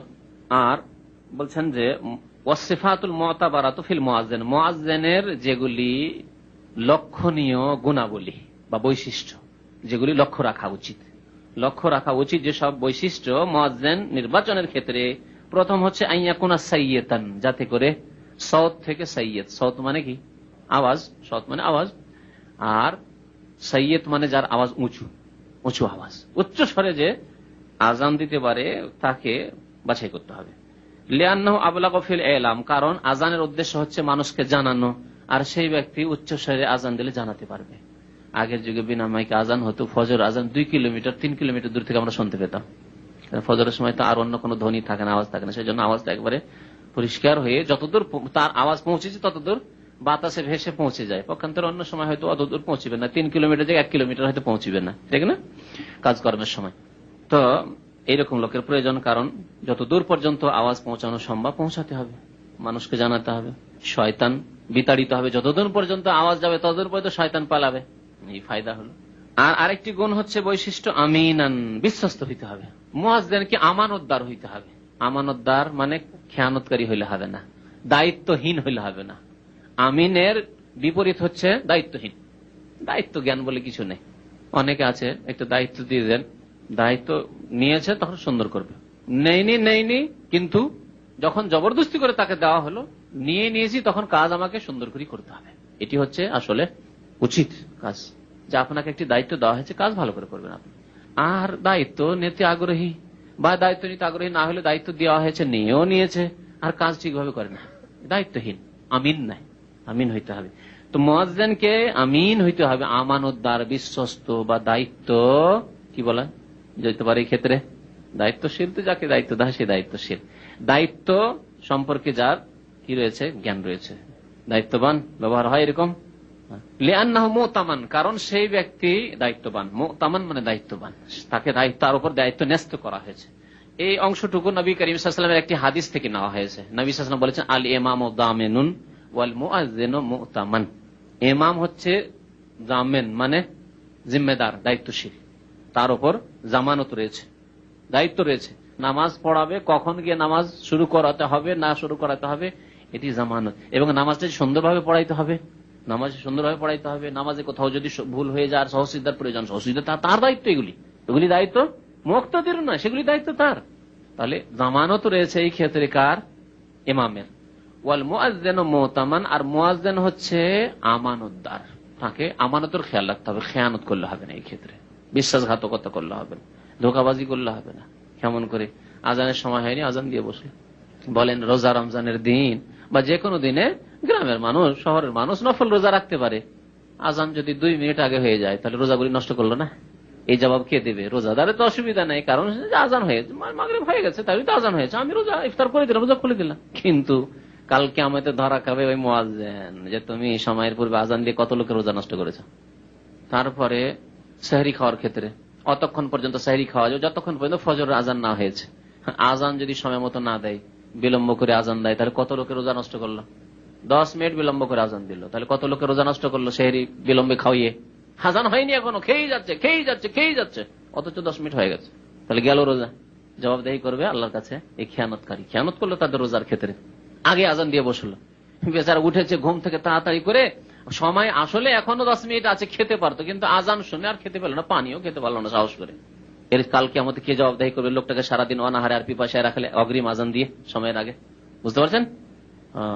আমানতদার লিআন্নাহু মুতামান ইউতাবারু আযানু ফি দুখুলি ওয়াক্তিস সালাতি ওয়াস সিয়াম ওয়াল ইফতার। তার আজান মুসলিমদের কাছে গ্রহণযোগ্য কিসের ক্ষেত্রে? নামাজের ওয়াক্ত প্রবেশ করেছে করেনি এই ক্ষেত্রে, রোজার ক্ষেত্রে রোজা ধরবো ইফতার করব এই ক্ষেত্রে, সেহরি খাবো সেহরি খাওয়া বন্ধ করব এই ক্ষেত্রে, ইফতার করব সেই ক্ষেত্রে, ইফতারের কথা বলেছেন, তাহলে সিয়ামের ক্ষেত্রে, ইফতারের ক্ষেত্রে, নামাজের ক্ষেত্রে, বিশেষ করে এই 3টি ক্ষেত্র রয়েছে যেই ক্ষেত্রে মুয়াজ্জিন হচ্ছে আমিন, আমানতদার।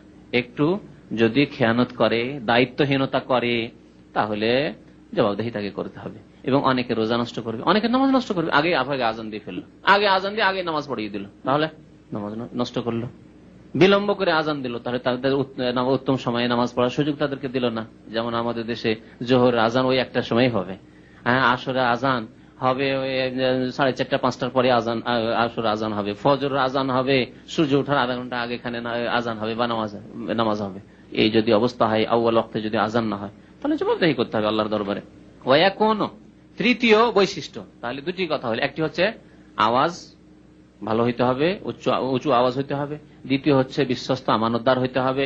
তৃতীয় হচ্ছে ওয়াকুন আলেমান বিল ওয়াক্তি, সেই ব্যক্তি যেন নামাজের সময়ের সম্পর্কে, নামাজের সময়সূচি সম্পর্কে জ্ঞানী হয়, আলেম হয়। তাহলে মুয়াজ্জিনকে শরীয়তের আলেম হওয়ার দরকার নেই, বড় আলেম, কিন্তু 5 ওয়াক্ত নামাজের আউয়াল ওয়াক্ত কখন শুরু হয়, টাইম টেবিল সম্পর্কে তাকে জ্ঞানী হইতে হবে।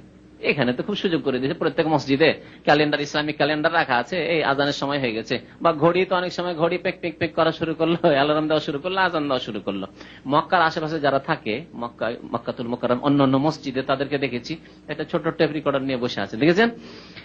মক্কাতে বক্তব্যের সমাজের মসজিদে, বিভিন্ন মসজিদে বক্তব্য করেছি, তো গিয়ে দেখি যে মুয়াজ্জিন সাহেব একটা ছোট টেপ রেকর্ডার নিয়ে বসে আছে, আর দেখছি যে হারামে আজান হইলো না, হারামের আজান আগে আজান দেবে না, ঠিক যেমনই হারামের আজান রেডিও সেন্টার প্রচার করছে আল্লাহু আকবার হলো, তেমনই সে মাইক অন করে সেও আল্লাহু আকবার শুরু করে দিল। সহজ, তাদের জন্য সহজ, মক্কায় যেসব মুয়াজ্জিন আছে। কিন্তু এমন দেশে, যেসব দেশে ইসলামিক ক্যালেন্ডার নেই, যেমন আমাদের দেশে, আজান দেওয়ার ক্ষেত্রে তাকে ভালো জ্ঞান রাখতে হবে যে ফজর আউয়াল ওয়াক্ত কোন দিনে কখন হচ্ছে, যোহর আউয়াল ওয়াক্ত কখন হচ্ছে, আসর কখন হচ্ছে, মাগরিব সূর্য কখন ডুবছে, ইশা কখন হচ্ছে, ফজর কখন হচ্ছে। ওয়াকুন আলেমান বিল ওয়াক্ত, ওয়াক্ত সম্পর্কে তাকে আলেম হইতে হবে, জ্ঞানী হইতে হবে। লিওয়াযিনা ফি আউয়ালিহি, যাতে করে আউয়াল ওয়াক্তে আজান দিতে পারে, প্রথম ওয়াক্তে আজান দিতে পারে নামাজের। ওয়াল আযানু 15 জুমলা, আজানে কতটি বাক্য রয়েছে? ওয়াল আযানু 15 জুমলাতান, আজানে 15টি জুমলা রয়েছে, অর্থাৎ বাক্য রয়েছে। কামা কানা বেলালুন ইউআযিনু বিহি, যেমন কি বেলাল রাদিয়াল্লাহু তাআলা আজান দিতেন বিহাজরাতে রাসূলুল্লাহ সাল্লাল্লাহু আলাইহি ওয়াসাল্লাম, দাইমান সর্বদাই রাসূলুল্লাহ সাল্লাল্লাহু আলাইহি ওয়াসাল্লামের সামনে, হাদরা মানে সামনে। ওয়া ইস্তাহিব্বু আন ইয়াতামাহালা বি আলফাজিল আযান মিন গায়রি তামতিতিন ওয়ালা মাদ্দিন মুফরিতিন, মুস্তাহাব হচ্ছে যে আজানের শব্দগুলি ধীর স্থিরতার সাথে বলবে, ধীর স্থিরতার সাথে, একামতের মতো তাড়াহুড়ো করে না। হাদার, ওটাকে আরবিতে হাদার বলে, হ্যাঁ, আল্লাহু আকবার আল্লাহু আকবার আল্লাহু আকবার আল্লাহু আকবার, এরকম করে নয়, হ্যাঁ, একটু লম্বা করে টান দিয়ে বলবে, কিন্তু খুব বেশি টান আবার নয়। মিন গায়রে তামতিতিন, তামতিত বলা হয় লম্বা টান দাও। একটা ছোট্ট রাবার আছে না, রাবারকে এজন্য মাত্তাত বলে, আরবিতে রাবারকে মাত্তাত বলে না, রাবারকে মাত্তাত বলে। রাবারকে ধরে এতটা রাবার টান দিলেন, এত বড় করে দিলেন, তো আপনার আওয়াজকে এত লম্বা করলেন, আজানের দিলেন একবারে লম্বা করে। যেমন আমাদের ভারত বাংলাদেশের আজান, অধিকাংশ আজান আর মিশরীয় আজান, এটি হচ্ছে সুন্নতি আজান নাই, একটু আওয়াজের দিক দিয়ে এমন লম্বা করা হয় যাতে বিদাত রয়েছে। এই জন্য এই আজান আরব জগতে পছন্দ করা হয় না। মিশরীয় আজান একবারে এমন চললো, একবারে চললো, যত দূর তার শ্বাস আছে টান দিচ্ছে, মাথা জোগাচ্ছে আর উঁচা নিচা করছে, আওয়াজকে টান দিচ্ছে, রেডিও সেন্টারের আওয়াজ যে বাংলাদেশ থেকে আসে সেই আজানটি এর অন্তর্ভুক্ত, মিশরি আজান এরই অন্তর্ভুক্ত। এত লম্বা টান ধরে আজান দেওয়া শরীয়ত সম্মত নয়, বরং ওলামারা বলেছেন যে এত লম্বা করা বিদাত, আজানকে এত লম্বা করা বিদাত। পক্ষান্তর হারমাইন শরীফের আজান, মক্কা মদিনার আজান, আজানের কণ্ঠ সুন্দর রয়েছে নাকি, টানও দেওয়া হচ্ছে কিন্তু বেশি টান নাই, এটি হচ্ছে সুন্নতি তরিকার আজান। তাই লেখক বলছেন যে আজান দিতে হবে মিন গায়রে তামতিতিন, খুব বেশি লম্বা করে নয়, ওয়ালা মাদ্দিন মুফরিতিন, আর এমন সীমাহীন লম্বা করা নয়, খিচুনি নয়, মদ মানে খিচুনি, সীমাহীন খিচুনি দিয়ে নয়। ওয়াকিফু ইন আলা কুল্লি জুমলাতিন মিনহু, আর প্রত্যেকটি বাক্য উচ্চারণ করার পরে, বলার পরে কি করবে, থামবে। আল্লাহু আকবার, আল্লাহু আকবার, থামবে। আজান যেমন নিয়মিত হয় এখানে দেখছেন। আচ্ছা, এখানে আবার আল কাসিম এলাকাতে এক রকমের আজান হয়, যেটা শুনেছেন কিনা, এখানে বুড়া মুয়াজ্জিন গুলো দেখা যায়। এখানে একটা বিরুদ্ধ মুয়াজ্জিন চলে শিকর মসজিদে কয়েক বছর আগে, সে আজান দিত, মানে আল্লাহু আকবার গুলি 4 বার করে বলতো, আল্লাহু আকবার, আল্লাহু আকবার, আল্লাহু আকবার, তারপরে আবার আল্লাহু আকবার 4 বার। না, এটি সুন্নতের খেলাফ। এখান থেকে কি বুঝতে পারলেন যে আমাদের ধর্ম আরবদের ধর্ম নয়, আর ভারতীয় ধর্ম নয়, আর পাকিস্তানি ধর্ম চলবে না, আর বাঙালি ধর্ম চলবে না। কোন দিন চলবে? দিনে রাসূলুল্লাহ, যে দিন রাসূলুল্লাহ সাল্লাল্লাহু আলাইহি ওয়াসাল্লাম আল্লাহর কাছ থেকে নিয়ে এসেছেন সেই দিন চলবে। যেটা সহিহ সেটা সহিহ, যেটা ভুল সেটা ভুল। এই 4 বারে আল্লাহু আকবার বলা ভুল ভুল। এরকম আজানের ক্ষেত্রে বেশ কিছু ভুল আছে, যে ভুলগুলি আমি নিঃসন্দেহ করব। এখানে এরকমের ভুল করা হয়, যেমন হাইয়া আলাস সালাহ, হাইয়া আলাল ফালাহর ক্ষেত্রে অনেকেই এদিক সেদিক মুখই ফিরায় না, ডানে বামে ফিরাতে হবে। আবার অনেকে ফিরায় হাইয়া আলাস সালাহ, একবার এদিকে হাইয়া আলাস সালাহ, হাইয়া আলাল ফালাহ, হাইয়া আলাল ফালাহ, ভুল। বুঝতে পারছেন, হাদিসের খেলাফ। তো আসবে, সবগুলি কথা আসবে অবশ্য, সুতরাং সবগুলি একই সাথে সেরে নিলে আবার পরে গিয়ে ভালো লাগবে না। তো ওয়াকিফু আলা কুল্লি জুমলাতিন মিনহু, প্রত্যেকটি বাক্য বলার পরে থামবে। কিন্তু আল্লাহু আকবার, আল্লাহু আকবার দুটি বাক্য হলে আসলে এক বাক্যের মতোই, সেজন্য 2 বার আল্লাহু আকবার বলে থামবে, প্রত্যেকবার থামবে না। ওয়াস্তাহিব ওয়া ইস্তাকবিলাল কিবলা হালাল আযান, আযানের ক্ষেত্রে মুস্তাহাব হচ্ছে যে কিবলা মুখী আযান দিতে হবে, কিবলা মুখী হয়ে আযান দিতে হবে। মাইক যদি উল্টো পাল্টা রাখা থাকে যথাসাধ্য চেষ্টা করতে হবে যে কিবলা মুখী হয়ে আযান। তাহলে মুস্তাহাব বলেছেন যখন লেখক, বোঝা গেল যে নামাজের মতো কিবলা মুখী হওয়া শর্ত না, অর্থাৎ কিবলা থেকে এদিক সেদিক হয়ে যদি একটু আযান দিয়ে দেয় তাহলে আযান নাজায়েজ হয়ে যাবে না, যে পুনরায় আযান দিতে হবে, আযান হলো না, এরকম না। পক্ষান্তরে নামাজ যদি জেনে শুনে কেউ কিবলা ছাড়া অন্যদিকে নামাজ পড়ে তাহলে নামাজ হবে না, নামাজ হবে না। ওয়াজআলু উসবুআইহি ফি উযনাইহি, উসবু বা ইসবা বা ইসবে বিভিন্ন ভাবে উচ্চারণ করা হয়েছে, আঙ্গুলকে বলা হয় ইসবা, ইসবাটা বেশি প্রসিদ্ধ। আর উসবু এখানে যেমন লিখেছেন উসবু, ইসবে বিভিন্ন রকমের পড়া গেছে। তো আঙ্গুল ইসবাআই মানে 2 আঙ্গুল, 2 আঙ্গুলকে কোথায় রাখবে? ফি উযনাইহি, 2 কানে রাখবে। 2 কানে রাখার হিকমত কি? আওয়াজটা যাতে উঁচা করা যায়, কারণ নিজের কানে যদি বেশি আওয়াজ চলে যায় তার মানে যথেষ্ট, আর এর চাইতে বেশি কি আওয়াজ করব। কিন্তু কানে যখন আঙ্গুল ঢোকানো থাকবে তখন তার কানে কিন্তু আওয়াজ খুব বেশি পৌঁছে না, তখন হবে যে আজান কি আমার খুব কম হয়ে যাচ্ছে, না আরো বাড়াইতে হবে, আরো বাড়াইতে হবে। এদিকে আওয়াজ কিন্তু খুব জোরে হচ্ছে, কিন্তু নিজে ভাবছে যে আওয়াজ কমই আছে, হয়তো যথাসাধ্য আওয়াজটাকে বাড়াবার চেষ্টা করবে। পক্ষান্তরে তার কানে যদি বেশি আঘাত করে তাহলে সে আর বেশি উঁচা করবে না, আওয়াজকে কমিয়ে দিবে।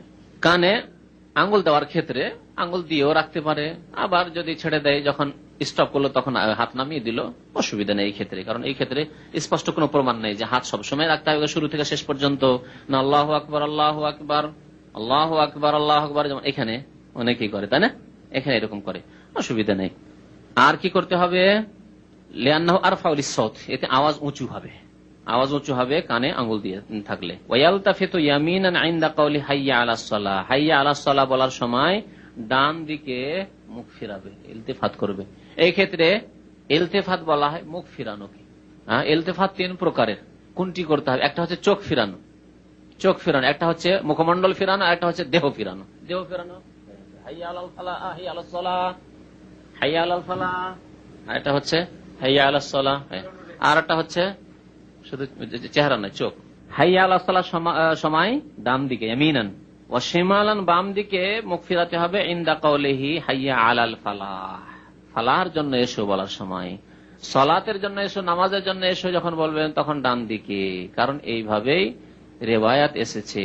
বাকি কিছু লোকের যুক্তি যে তাহলে বাম দিকের লোককে কি সলা বলবো না, নামাজের জন্য ডাকবো না, ডান দিকের লোককে কি ফালার জন্য, মুক্তির জন্য এসে কথা বলবো না, সুতরাং একবার করে এদেরকে সলা দিই, আর এদেরকে একবার সলার ডাক দিই, এদেরকে একবার ফালার ডাক দিই, এদেরকে একবার ফালার ডাক দিই। এইসব যুক্তি চলে না।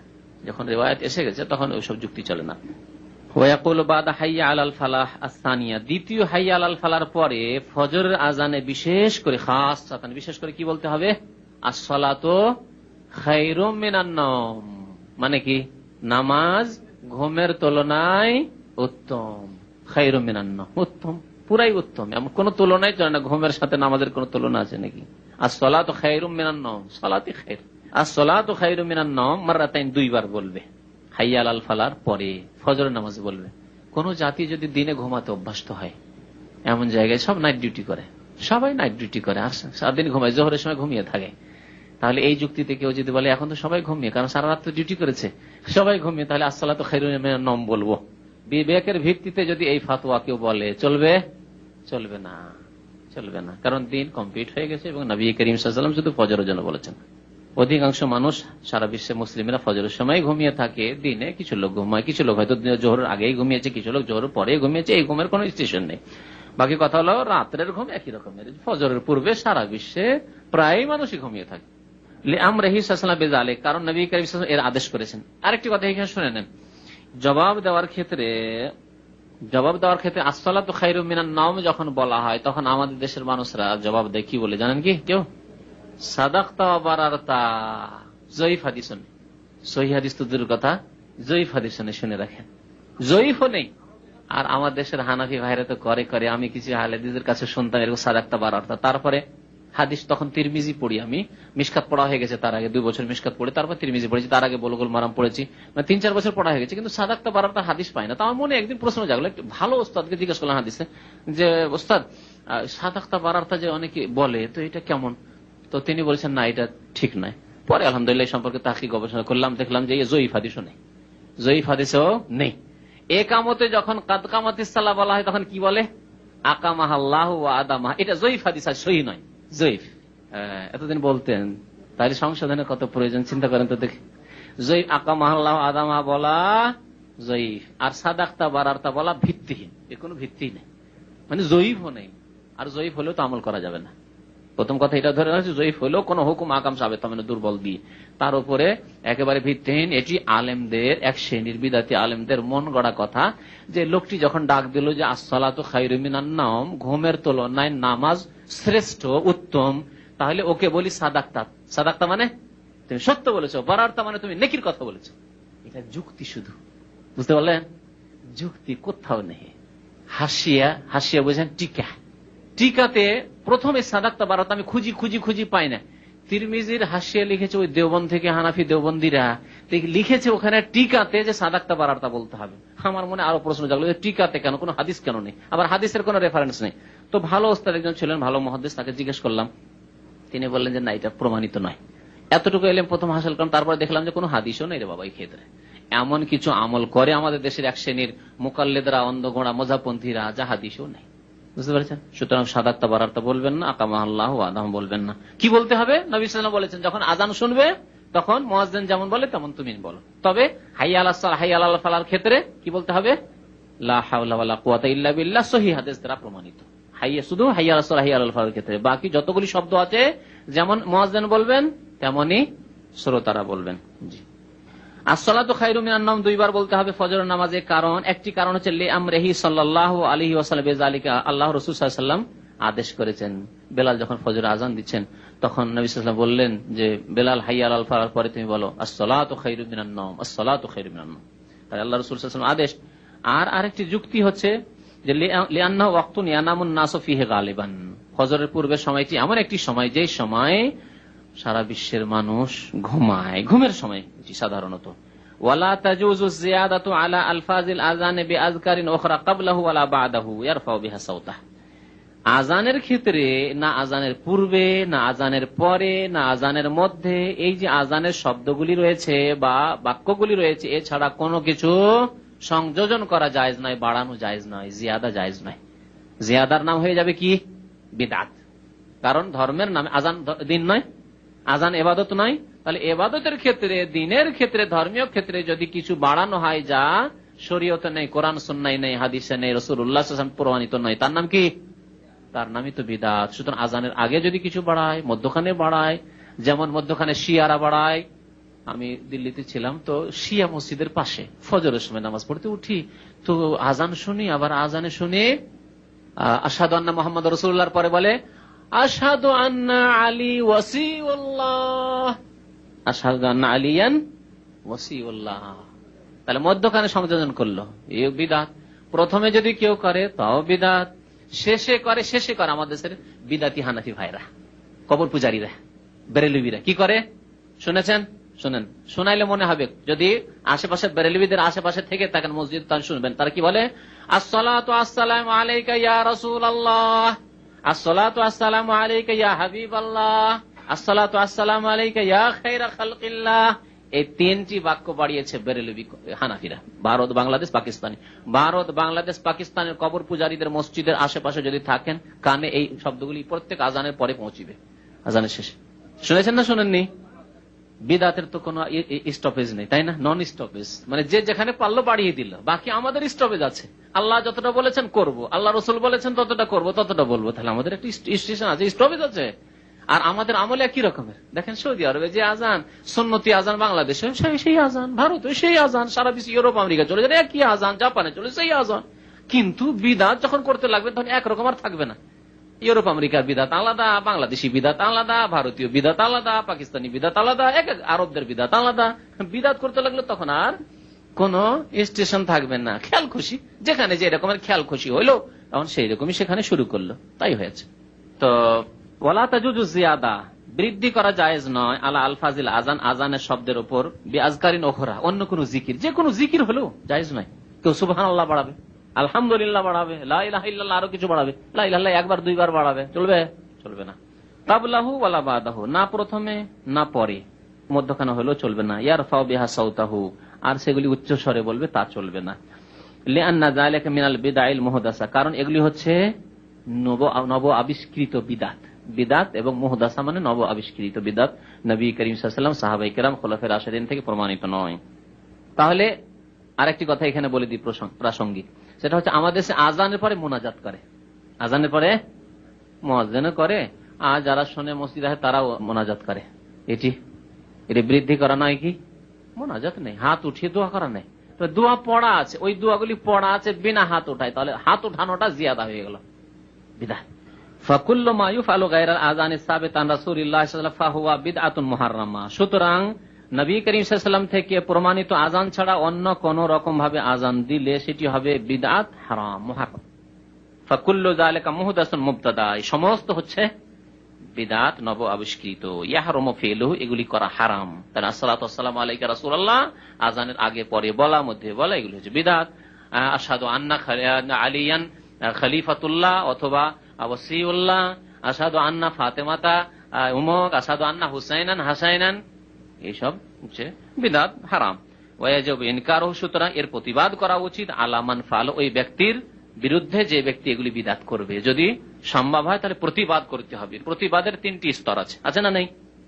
তো সময়ের পূর্বে যদি আজান দিয়ে ফেলে কেউ, তাহলে সে আজান যথেষ্ট নয়। ওয়ালা ইউজি মানে ওয়ালা ইয়াকফি, কাফি নয় মানে যথেষ্ট নয়। ইউজি মানে ইয়াকফি, যথেষ্ট নয়, তো লা ইয়াকফি বলা হয়েছে। ওয়ালা ইউজিউল আযানু ক্বাবলাল ওয়াক্তি, সময়ের পূর্বে আজান দেওয়া যথেষ্ট নয়। ইচ্ছাকৃত আজান দেওয়া জায়েজ নয়। অনিচ্ছাকৃত আজান যদি হয়ে যায় তাহলে কোনো গুনাহ নেই। সময়ের পূর্বে অনিচ্ছাকৃত আজান দিয়েছে, ভুলবশত আজান দিয়েছে, কিন্তু যথেষ্ট নয়। যখন আজান দিয়েই ফেলেছি 11টায়, তো আবার আর 12টায় আজান দেওয়ার কি দরকার? রাত 2:30টার সময় আজান দিয়েই ফেলেছি, তা আবার 3:15 আজান দিতে হবে, জরুরি নয়, না, যথেষ্ট নয় যে কোনো ওয়াক্তের ক্ষেত্রে। লিআন্নাহু শরিয়া লিল ইলামি বিদুখুলিহি, কেন যথেষ্ট নয়? এই জন্য যে আজান যে শরীয়তে মাশরু হয়েছে, মানে বিধিবদ্ধ হয়েছে, এর কারণই হচ্ছে বা উদ্দেশ্য হচ্ছে যে ওয়াক্ত দাখিল হয়েছে, ওয়াক্ত প্রবেশ করেছে, সে সম্পর্কে কি করা? জ্ঞাত করা। লিআন্নাহু শরিয়া, কারণ আজান শরীয়তে এসেছে লিল ইলামি বিদুখুলিহি, নামাজের সময় দাখিল হওয়া সম্পর্কে জ্ঞাত করার উদ্দেশ্যে।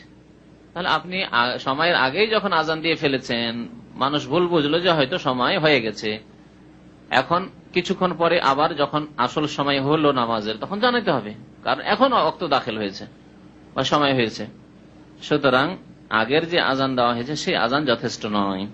ফালা ইয়াহসুল বিহিল মাকসুদ, সুতরাং সময়ের পূর্বে যদি আজান হয় সেই আজান দিয়ে উদ্দেশ্য হাসিল হচ্ছে না। ফালা ইয়াহসুল বিহিল মাকসুদ, হাসিল হওয়া আমরা বাংলায় ব্যবহার করি, শব্দটি আরবি কিন্তু। ফালা ইয়াহসুল দেখেন, হাসালা ইয়াহসুল মানে হাসিল হওয়া, মাকসুদ মানে উদ্দেশ্য, মাকসাদ মাকসুদ এগুলি আরবি শব্দ। সময়ের পূর্বে যদি আজান হয় এতে ধোঁকা রয়েছে, লোকজন ধোঁকা খেয়ে যাবে। ওয়ালি আন্না ফিহি তাগরিরান লিমান ইয়াসমাহ, আর আরেকটি কারণ হচ্ছে যে যেই ব্যক্তি এই সময়ের পূর্বের আজান শুনবে সেই ব্যক্তিকে এক রকমের ধোঁকা দেওয়া, ইচ্ছা করে দিলেন না কিন্তু সে তো ধোঁকা খেলোই, অবশ্য প্রতারিত হলো যে নামাজের সময় হয়তো হয়ে গেছে। আজকাল নয় মানুষের ঘরে ঘরে ঘড়ি হয়েছে, এককালে ঘড়ি ছিল না, কিচ্ছু ছিল না। রাত যদি 2:30টার সময় আজান দিয়ে দেয় আর সেহরি আরো 1 ঘন্টা সময় আছে, ভয়ে ভয়ে আগে সব সেহরি ছিঁড়ে দেবে, আর খাওয়া যাবে না কারণ আজান হয়ে গেছে। আর এরকম অনেক সময় হয়েছে গ্রামে গঞ্জে, এটাও হয়েছে, এর উল্টো হয়েছে। আজান হয় না খেয়ে যাচ্ছে, ফর্সা হয়ে গেছে, আজানও হয় না খেয়েই যাচ্ছে। এগুলি ছোটকালে চোখে দেখা। আর আবার গ্রামের জাহেল মূর্খদের তো এইরকম কি আছে যে যতক্ষণ পর্যন্ত শরীরের লোম না দেখা যাবে খেতেই থাকো। আরো দেখেছি জাহেল মূর্খদেরকে, নারী পুরুষ এদেরকে শুনেছি বা না দেখলে শুনেছি কি করে, ফর্সা হয়ে যাচ্ছে দরজা বন্ধ করে দাও, ফর্সা হয়ে যাচ্ছে দরজা বন্ধ করে আন্ধার করে খাও, অন্ধকার করে ঘরে খেতে থাকো। তো আজান যদি সময়ের পূর্বে হয়ে যায় তাতেও ধোঁকা রয়েছে, আজান সময়ের থেকে বিলম্ব করে যদি হয় তাতেও ধোঁকা রয়েছে। সুতরাং এই আজান যথেষ্ট নয়, সঠিক সময়ে আজান হইতে হবে। তারপর লেখক একটি মাসলা বলেছেন, তবে ফজরের আজান সময়ের পূর্বে দেওয়া যেতে পারে। এই ইল্লা বলে তিনি যে বলেছেন ফজরের আজান ফায়াজুজু তাকদীমুহু ক্বাবলা সুবহ, শুভ সাদেক হওয়ার মানে ফজরের আউয়াল ওয়াক্ত হওয়ার পূর্বে আজান দেওয়া যেতে পারে। এই মাসলা থেকে অনেকে ভাববেন যে আসলে সেটি হয়তো ফজরের আজান হতে পারে, লেখকের হয়তো এটি ব্যক্তিগত মত হতে পারে, কিন্তু এই মতের সাথে আমরা একমত নই। কারণ ফজরের সময় এবং তার পূর্বে যে আজানগুলি রয়েছে সে দুইটি আজান ফজরের আজান নাই, দুইটি পৃথক পৃথক আজান। একটি হচ্ছে সাহরির আজান বা কিয়ামের আজান, কিয়ামুল লাইলের আজান, সেটি আজানুস সুবহ বা আজানুল ফজর বলে আজান নাই। বুঝতে পেরেছেন? আজান আছে শরীয়তে ফজরের সময়, ফজরের পূর্ব থেকে শুরু করে মানে শেষ রাত্রে দুইটি আজান আছে, হাদিস দ্বারা প্রমাণিত শেষ রাত্রে দুইটি আজান আছে। কিন্তু প্রথম আজানটি ভোরের আজান বা ফজরের আজান, আজানুস সুবহ আজানুল ফজর, এই কথাটি ভুল। লেখক যেমন ভাবে কথাটিকে মাসলাটিকে লিখছেন তাতে মনে হবে যে ইল্লা আজানুল ফজর, তবে ফজরের আজান ফায়াজুজু তাকদীমুহু ক্বাবলা সুবহ, ফজরের পূর্বে অগ্রিম আজানটি দেওয়া যেতে পারে। তার এর দ্বারা কি বোঝা গেল যে ফজর আজান সময়ের পূর্বে দেওয়া যেতে পারে। তাহলে ফজর আজান সময়ের পূর্বে দেওয়া যায়, যদি ফজর আজানের নিয়তে দেয় তাহলে ফজর আজান বলা যাবে, ঠিক কিনা? সেটি তো ফজর আজানের নিয়তে দেওয়া হয় না, বরং নবী করিম সাল্লাল্লাহু আলাইহি ওয়াসাল্লাম বলেছেন যে ইন্না বেলালান ইউআযযিনু বিলাইলিন, রমজান মাসে বিশেষ করে 2 জন মুয়াজ্জিন ফজর আজান দিতেন, মানে ভোর রাত্রে শেষ রাত্রের আজান দিতেন, বেলাল এবং ইবনে উম্মে মাকতুম, আব্দুল্লাহ ইবনে উম্মে মাকতুম। নবী করিম সাল্লাল্লাহু আলাইহি ওয়াসাল্লাম বলছেন ইন্না বেলালান ইউআযযিনু বিলাইলিন, দেখো বেলাল রাদিয়াল্লাহু তাআলা আনহু রাত থাকতে আজান দিয়ে থাকেন, রাত্রে আজান দেয়। ফাকুলু ওয়াশরাবু, সুতরাং তোমরা পানাহার করতে থাকো, তার মানে সাহরি খেতে থাকো, রোজা ধরবে রোজা ধরো, খাও দাও, হাত্তা ইউআযযিনা ইবনে উম্মে মাকতুম, যতক্ষণ পর্যন্ত আব্দুল্লাহ ইবনে মাকতুম আজান না দেবে। যখন আব্দুল্লাহ ইবনে মাকতুম আজান দিচ্ছে তখন আর খাওয়া দাওয়া করবে না। কারণও বলছেন নবী ফাইন্নাহু রাজুলুন আমা, আব্দুল্লাহ ইবনে মাকতুম অন্ধ লোক, তাহলে তো তিনি পূর্ব দিক দেখতে পাচ্ছেন না, পূর্ব আকাশে কখন ফর্সা হলো না হলো বা কখন শুভ সাদিক হচ্ছে না হচ্ছে। তাহলে তিনি কি করতেন? লোকজনের কথার অপেক্ষায় থাকতেন। ফালা ইউআযযিনু হাত্তা ইউকাল লাহু আসবাহাতা আসবাহাতা, ইবনে মাকতুম অতক্ষণ আজান দিতেন না যতক্ষণ পর্যন্ত অন্যান্য সাহাবীরা এসে বলতেন না ইবনে মাকতুম ভোর হয়ে গেল আজান দাও আজান দাও, আসবাহাতা আসবাহাতা সকাল হয়েছে আজান দাও, তারপরে তিনি আজান দিতেন। কিন্তু বেলাল রাদিয়াল্লাহু তাআলা চোখওয়ালা মানুষ এবং তিনি আগে আজান দিতেন। আর তার আজানের উদ্দেশ্য এই হাদিসে বলে, উদ্দেশ্যের হাদিসটি তাহলে শোনায়। নবী করিম আর কি হাদিস বলছে, ইন্না বেলালান ইউআযযিনু বিলাইলিন লিয়ারজিয়া কায়েমাকুম ওয়া ইউনাব্বিহা নাইমাকুম, দুইটি শব্দ বলেছেন, যাতে করে তোমাদের যারা কিয়ামকারী মানে তাহাজ্জুদ পড়া ব্যক্তি, যে ব্যক্তি তাহাজ্জুদ পড়ছে তাকে তাহাজ্জুদ থেকে ফেরায়, এখন আর তাহাজ্জুদ পড়িও না, ছাড়ো, এখন সেহরি খেতে হবে। তাহাজ্জুদ পড়তে পড়তে আল্লাহু আকবার আজান হয়ে যেতে সেহরি খাবে কখন? লিয়ার যে কায়েমাকুম, তোমাদের কিয়ামকারীকে যাতে করে কিয়াম থেকে ফেরা যায়, তাহাজ্জুদ ছাড়ো, একটু সাহরি কিছু খেয়ে নাও বা পানি টানি কিছু পান করে নাও রোজা রাখলে। ওয়া ইউনাব্বিহা নাইমাকুম, এবং তোমাদের ঘুমন্ত ব্যক্তিদেরকে জাগাতে চান তিনি। উদ্দেশ্য হচ্ছে কি, ঘুমন্ত ব্যক্তিকে জাগানো, যে জাগো জাগো, এখন কি করতে হবে? সাহরি খেতে হবে। লিয়ার যে কায়েমাকুম ওয়া ইউনাব্বিহা নাইমাকুম, দুটি কথা বলেছেন। তাহলে এই আজান কি ফজরের আজান? তাহলে লেখক যে বলেছেন যেভাবে যে ফজরের আজান সময়ের পূর্বে দেওয়া যায়, তবে ওই আজান যথেষ্ট না, আরেকটি আজান দিতে হবে। সামনে গিয়ে বলবেন যে ওই আজান যথেষ্ট না, এই জন্য আরেকটি আজান দিতে হবে। লেখকের কথার সার কথা হচ্ছে যে উনি যেন বলতে চাইছেন যে ফজর আজান দুটি, একটি আগে দেওয়া যেতে পারে আর পরে একটি দেবেন, পরে দিতে হবে, কারণ এখনো সময় আসেন, সেজন্য আরেকটি দিতে হবে। তাই দুইটিকে তিনি ফজরের আজান বলে আখ্যায়িত করেছেন। অথচ অন্যান্য ওলামারা বলেছেন যে প্রথম আজানটি আজানুল ফজর নয়, বরং এটি হচ্ছে সাহরি খাওয়া সম্পর্কে অবগত করা আর কিয়ামুল লাইল সম্পর্কে অবগত করা। এই জন্য এই আজান যেসব মসজিদে হয়, প্রত্যেক শহরে সৌদি আরবে হয়, এই শহরে দু একটি মসজিদ আছে হয়। এই প্রসঙ্গে আরেকটি কথা শুনে রাখেন, আমাদের দেশে সাহরি খাওয়ার জন্য রমজান মাসে বিদাতি তরিকায় জাগানো হয়, বিদাতি তরিকায় জাগানো হয়, যেটি জায়েজ নয়। যেখানে নবী করিম সাল্লাল্লাহু আলাইহি ওয়াসাল্লামের আদেশ যে বেলাল রাদিয়াল্লাহু তাআলা আজান দেয় রাত্রে, সুতরাং তোমরা পানাহার করো। তাহলে সাহরি খাওয়ার জন্য জাগাবার শরীয়তি উপায় হচ্ছে কি দেওয়া? আজান দেওয়া। আজান দেন মসজিদে। আজান না দিয়ে কত রকম কি করা হয়, বাজায় 3 বাজে 1, বিদাত গুলি শুনেন, এগুলো বিদাত। আর জি বাজায়, আর সাইরেন বাজে, তারপর পটাকা ছাড়ে না, পটাকা ফুটে, হ্যাঁ ইফতারির সময় যেমন ফুটে তেমনি রাত্রেও ছাড়ে, এরকম করে। আচ্ছা, আর চিৎকার করে বলে সেহরি খাওয়ার সময় হয়ে গেছে, এখন এতটা বাজে, আপনারা উঠে যান, মা বোনের আপনারা জেগে যান, হ্যাঁ চিৎকার করে বলে মসজিদের মাইকে। সবগুলি বিদাত। গজল হয়, আরো কিছু কয়। জি, কোরআন তেলাওয়াতই করুক, কোরআন তেলাওয়াত ইবাদত, কিন্তু এই ক্ষেত্রে কোরআন তেলাওয়াত উদ্দেশ্য হচ্ছে লোকজনকে সাহরি খাওয়ার জন্য জাগা, সুতরাং বিদাত। বিদাতেরই নাম যে নবী করিম সাল্লাল্লাহু আলাইহি ওয়াসাল্লামের জামানায় কোরআন তেলাওয়াত ছিল না, কিন্তু মাইকে কোরআন তেলাওয়াত করে সাহরি খাওয়াতে উঠাতে হবে, এটি করেননি তারা, সুতরাং বিদাত। ভালো করে বোঝার চেষ্টা করবেন যে গান বাজনা করলো বা কাওয়ালি গাইলো সেই জন্য বিদাত, এ কথা নয়, বরং নবী করিম সাল্লাল্লাহু আলাইহি ওয়াসাল্লাম সাহাবায়ে কেরামের যেই তরিকায় সাহরি খেতে জাগাননি, সেই তরিকা নয় বিদাত তরিকা। যেখানে তরিকা আছে, সুন্নতি তরিকা আছে আজান, সুতরাং আজান দেওয়ান, এই আজানের সুন্নত চালু করেন। তো লেখক বলছেন ইল্লা আজান আল ফজর, তবে ফজরের আজান ফায়াজুজু তাকদীমুহু ক্বাবলা সুবহ, ফজরের যে আউয়াল সময়, প্রথম সময়, তার পূর্বেই সে আজান দেওয়া যেতে পারে। তিনি বলছেন লিয়াতাআহাবান নাসু লিসালাতিল ফজর, যাতে করে ফজরের নামাজের জন্য লোকেরা প্রস্তুতি নেয়, ফজরের নামাজের জন্য লোকেরা প্রস্তুতি নেয়। লাকিন ইয়ামবাগি, তবে লাকিন মানে কিন্তু, ইয়ামবাগি আন ইউআযযানা আযানান আখার, আর একটি আজান দেওয়া উচিত। সময়ের পূর্বে আজান, এখানে বলে ইয়ামবাগি বলে উচিত, যখন উচিত বলে তাহলে ওয়াজিব নাই, তাহলে যেখানে উচিত বলা হলো এই কাজটি আপনাকে করা উচিত, তার মানে যদি নাও করেন চলবে, ঠিক কিনা? কথার ভঙ্গিমাই তাহলে মনে হচ্ছে যে লেখকের নিকট ফজরের পূর্বে যদি সময়ের পূর্বে আজান দিয়ে দেয়, আজকাল মোটামুটি ফজর আজান হচ্ছে কয়টাই? 3:07 মনে হয় আজকে। তো যদি 3:07 হয় বা 10 মিনিটই হয় আজকে, তো কেউ যদি 2:30 আজান দিয়ে দেয়, তো ওই আজান লেখকের নিকট যথেষ্ট, তবে তার জন্য উচিত আরেকটি আজান দেওয়া 3:10 বা 3:07, বুঝলেন?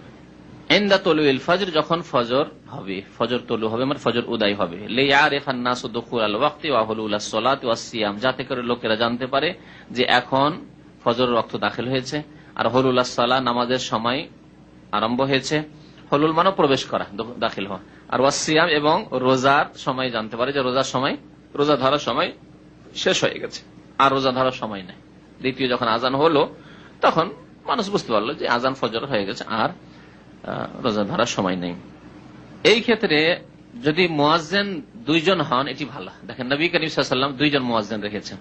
আর এক মসজিদে যদি একই মুয়াজ্জিন আজান দেয় আর কারো বাড়িতে ঘড়ি না থাকে, তাহলে কিন্তু গরমিল হতে পারে, দ্বিধাগ্রস্ত যে আজান ঘুম থেকে উঠছে, একে তো ঘুম থেকে ঘাবড়িয়ে উঠেছে, এই আজান কোন আজান হলো? ফজরের নামাজ পড়ার আজান হলো না সেহরি খাওয়ার আজান হলো? এখন সময় আছে কি নেই?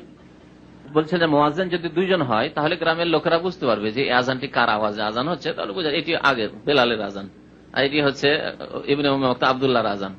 আজকাল গ্রামের 2 জনের আজান আওয়াজে পার্থক্য করতে পারবে, সুতরাং লোকেরা বুঝতে পারবে যে এই আজান কোন আজান, প্রথম আজান না দ্বিতীয় আজান। এইরকমই হওয়া উচিত আসলে। ওয়ায়ুসান্নু লিমান সামিআল মুয়াজ্জিনা ইজাবাতুহু, আর সুন্নত হচ্ছে ওই ব্যক্তির জন্য যে ব্যক্তি মুয়াজ্জিনের আজান শুনবে। কি সুন্নত? ইজাবাতুহু, তার জবাব দেওয়া, আজানের জবাব দেওয়া। আজানের জবাব দেওয়া কি তাহলে সুন্নত? গুনাহগার হবে না, ওয়াজিব নয়, তবে বড় ফজিলত রয়েছে। যে ব্যক্তি মুয়াজ্জিন আজানের জবাব দিল এবং আজানের জবাবের শেষে দোয়াগুলি পড়লো, নবী করিম সাল্লাল্লাহু আলাইহি ওয়াসাল্লাম বলেছেন তার জন্য জান্নাতের দরজাগুলি খুলে দেওয়া হয়। অথচ খুব হালকা কাজ, খুব সহজ কাজ। আর অনেকে গাফেল হয়ে থেকে যাচ্ছে, গল্প করতেই থাকলো, জবাব দিল না। এমনকি অনেক ধার্মিক লোক আছে যারা দিনের কথা আলোচনা করছে, প্রশ্ন করছে, জবাব দিচ্ছে, আলেম, ওস্তাদ, ছাত্র, মাদ্রাসার ওস্তাদ, শাগির, আর আজানটার খেয়াল করছে না। শেষ সময় দর্শ বন্ধ করে দেন, দর্শ বন্ধ করে দেন, জবাব দেন। কোরআনের তেলাওয়াত হচ্ছে, তেলাওয়াত বন্ধ করে দেন। তেলাওয়াত সবসময় নফল কাজ, সবসময় করতে পারবেন, কিন্তু এই আজানের জবাবটা তার সবসময় হবে না। বুঝতে পারছেন? তো যতই গুরুত্বপূর্ণ কাজ হোক সেই কাজটা বন্ধ করে দিয়ে আজানের জবাবটা দিয়ে দেন, কারণ এটি একটি সুন্নত এবং এর একটা বড় ফজিলত রয়েছে। সুতরাং এই ক্ষেত্রে যত্নবান হওয়া উচিত, অবহেলা না করা উচিত। অনেক শিক্ষিত মানুষরা, জ্ঞানী গুণী মানুষরা, আলেম, ছাত্র, তারাও এইরকমের ভুল করে থাকেন। অভ্যাস করেন এরকম যে আমরা আজানের জবাব দেব। কি জবাব দিতে হবে? আইয়াকুলা মিসলা মা ইয়াকুল, মুয়াজ্জিন যেমন বলবে তেমনি শ্রোতারা বলবে যারা আজান শুনছে। ওয়ায়াকুল, তবে ওয়ায়াকুল ইনদা হাইয়া আলাস সালাহ ওয়া হাইয়া আলাল ফালাহ, হাইয়া আলাস সালাহ, হাইয়া আলাল ফালাহর ক্ষেত্রে বলবে শ্রোতারা কি? লা হাওলা ওয়ালা কুওয়াতা ইল্লা বিল্লাহ। কেন লা হাওলা ওয়ালা কুওয়াতা ইল্লা বিল্লাহ বলবে? হিকমত কি? প্রথম কথা, আল্লাহ রাসূলের আদেশ, এটি সবচেয়ে বড় কথা, তাই না? তবে নবী করিম সাল্লাল্লাহু আলাইহি ওয়াসাল্লামের আদেশ, আল্লাহর কোন আদেশ, তার হিকমত যদি জানি আমরা, আমাদের উলামায়ে কেরাম লিখে থাকেন, তাহলে সেটা উল্লেখ করতে কোনো দোষ নেই। কিন্তু প্রত্যেকটির হিকমত জানবো তাহলে আমল করবো না, এটি বিদআতি তরিকা। কেন এটা হবে? উটের গোশত খেলে বুঝু কেন নষ্ট হবে? যতক্ষণ বুঝবো না ততক্ষণ আমল করবো না, জায়েজ না। এটি হচ্ছে সুন্নাত থেকে বিমুখ হওয়া, গুমরাহি। পক্ষান্তরে যদি হিকমত জানি তো আলহামদুলিল্লাহ, না জানি তো আলহামদুলিল্লাহ। আমরা জানি না, আল্লাহ আলম, আল্লাহ ভালো জানি, কিন্তু আল্লাহর আদেশ, রাসূলের আদেশ, বাস মানতে হবে। তো হাইয়া আলাস সালাহ, হাইয়া আলাল ফালাহর ক্ষেত্রে লা হাওলা ওয়ালা কুওয়াতা ইল্লা বিল্লাহ বলতে হবে, এটি নবী করিম সাল্লাল্লাহু আলাইহি ওয়াসাল্লামের আদেশ। ইযা সামি'তুমুল মুআজ্জিনা ফাকুলু মিসলা মা ইয়াকুল ইল্লাল হাইয়ালাতাইন, নবী সাল্লাল্লাহু বলছেন, এটি হচ্ছে হাদিস। যখন তোমরা মুয়াজ্জিনের আজান শুনবে তখন যেমন করে সে বলে তেমন করে তোমরাও বলো, তবে হাইয়া আলাতাইন মানে দুই হাইয়া আলা, মানে হাইয়া আলাস সালাহ আর হাইয়া আলাল ফালাহ, এই ক্ষেত্রে তোমরা কি বলবে?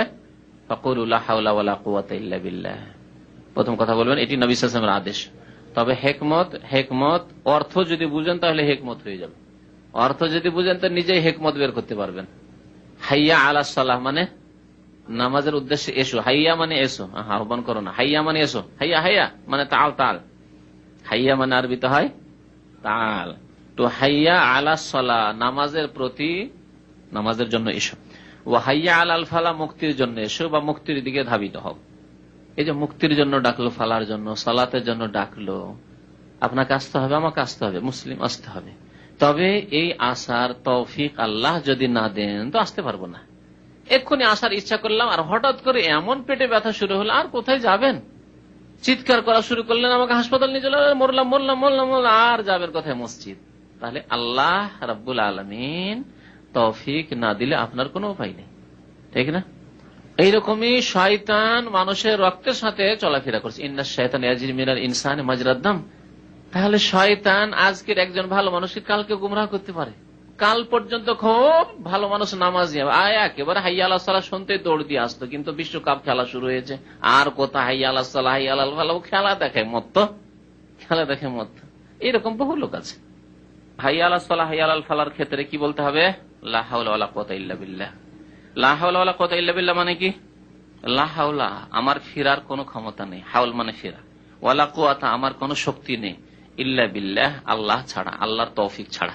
তাহলে যখন আপনাকে নামাজের জন্য ডাকছে মুয়াজ্জিন, মুক্তির জন্য ডাকছে, তখন আপনি বলছেন যে আমার ফেরারও ক্ষমতা নেই, দাঁড়ারও ক্ষমতা নেই, যাওয়ারও ক্ষমতা নেই, যদি আল্লাহ তৌফিক না দেন।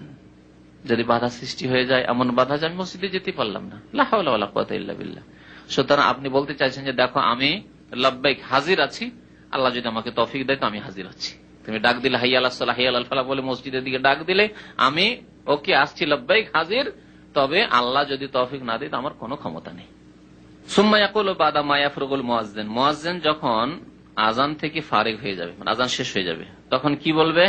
দোয়া বলবে, আল্লাহুম্মা রাব্বা হাযিহি দাওয়াতিত তাম্মা ওয়াস সালাতিল কায়িমা আতি মুহাম্মাদানিল ওয়াসিলাতা ওয়াল ফাদিলা ওয়াবআসুহু মাকামান মাহমুদা আল্লাযী ওয়া'আদা ওয়াবআসুহু আল মাকামাল মাহমুদা আল্লাযী ওয়া'আদা। এই দোয়া এছাড়াও দোয়া রয়েছে। ওয়া ইয়াহরামুল খুরুজু মিনাল মসজিদ, মসজিদ থেকে বের হওয়া হারাম। কখন? বাদাল আজান, আজানের পরে। সবসময় হারাম না, বেলা ওজরেন, বিনা ওজরে, কোন অজুহাত নেই, শরঈ ওজর নেই।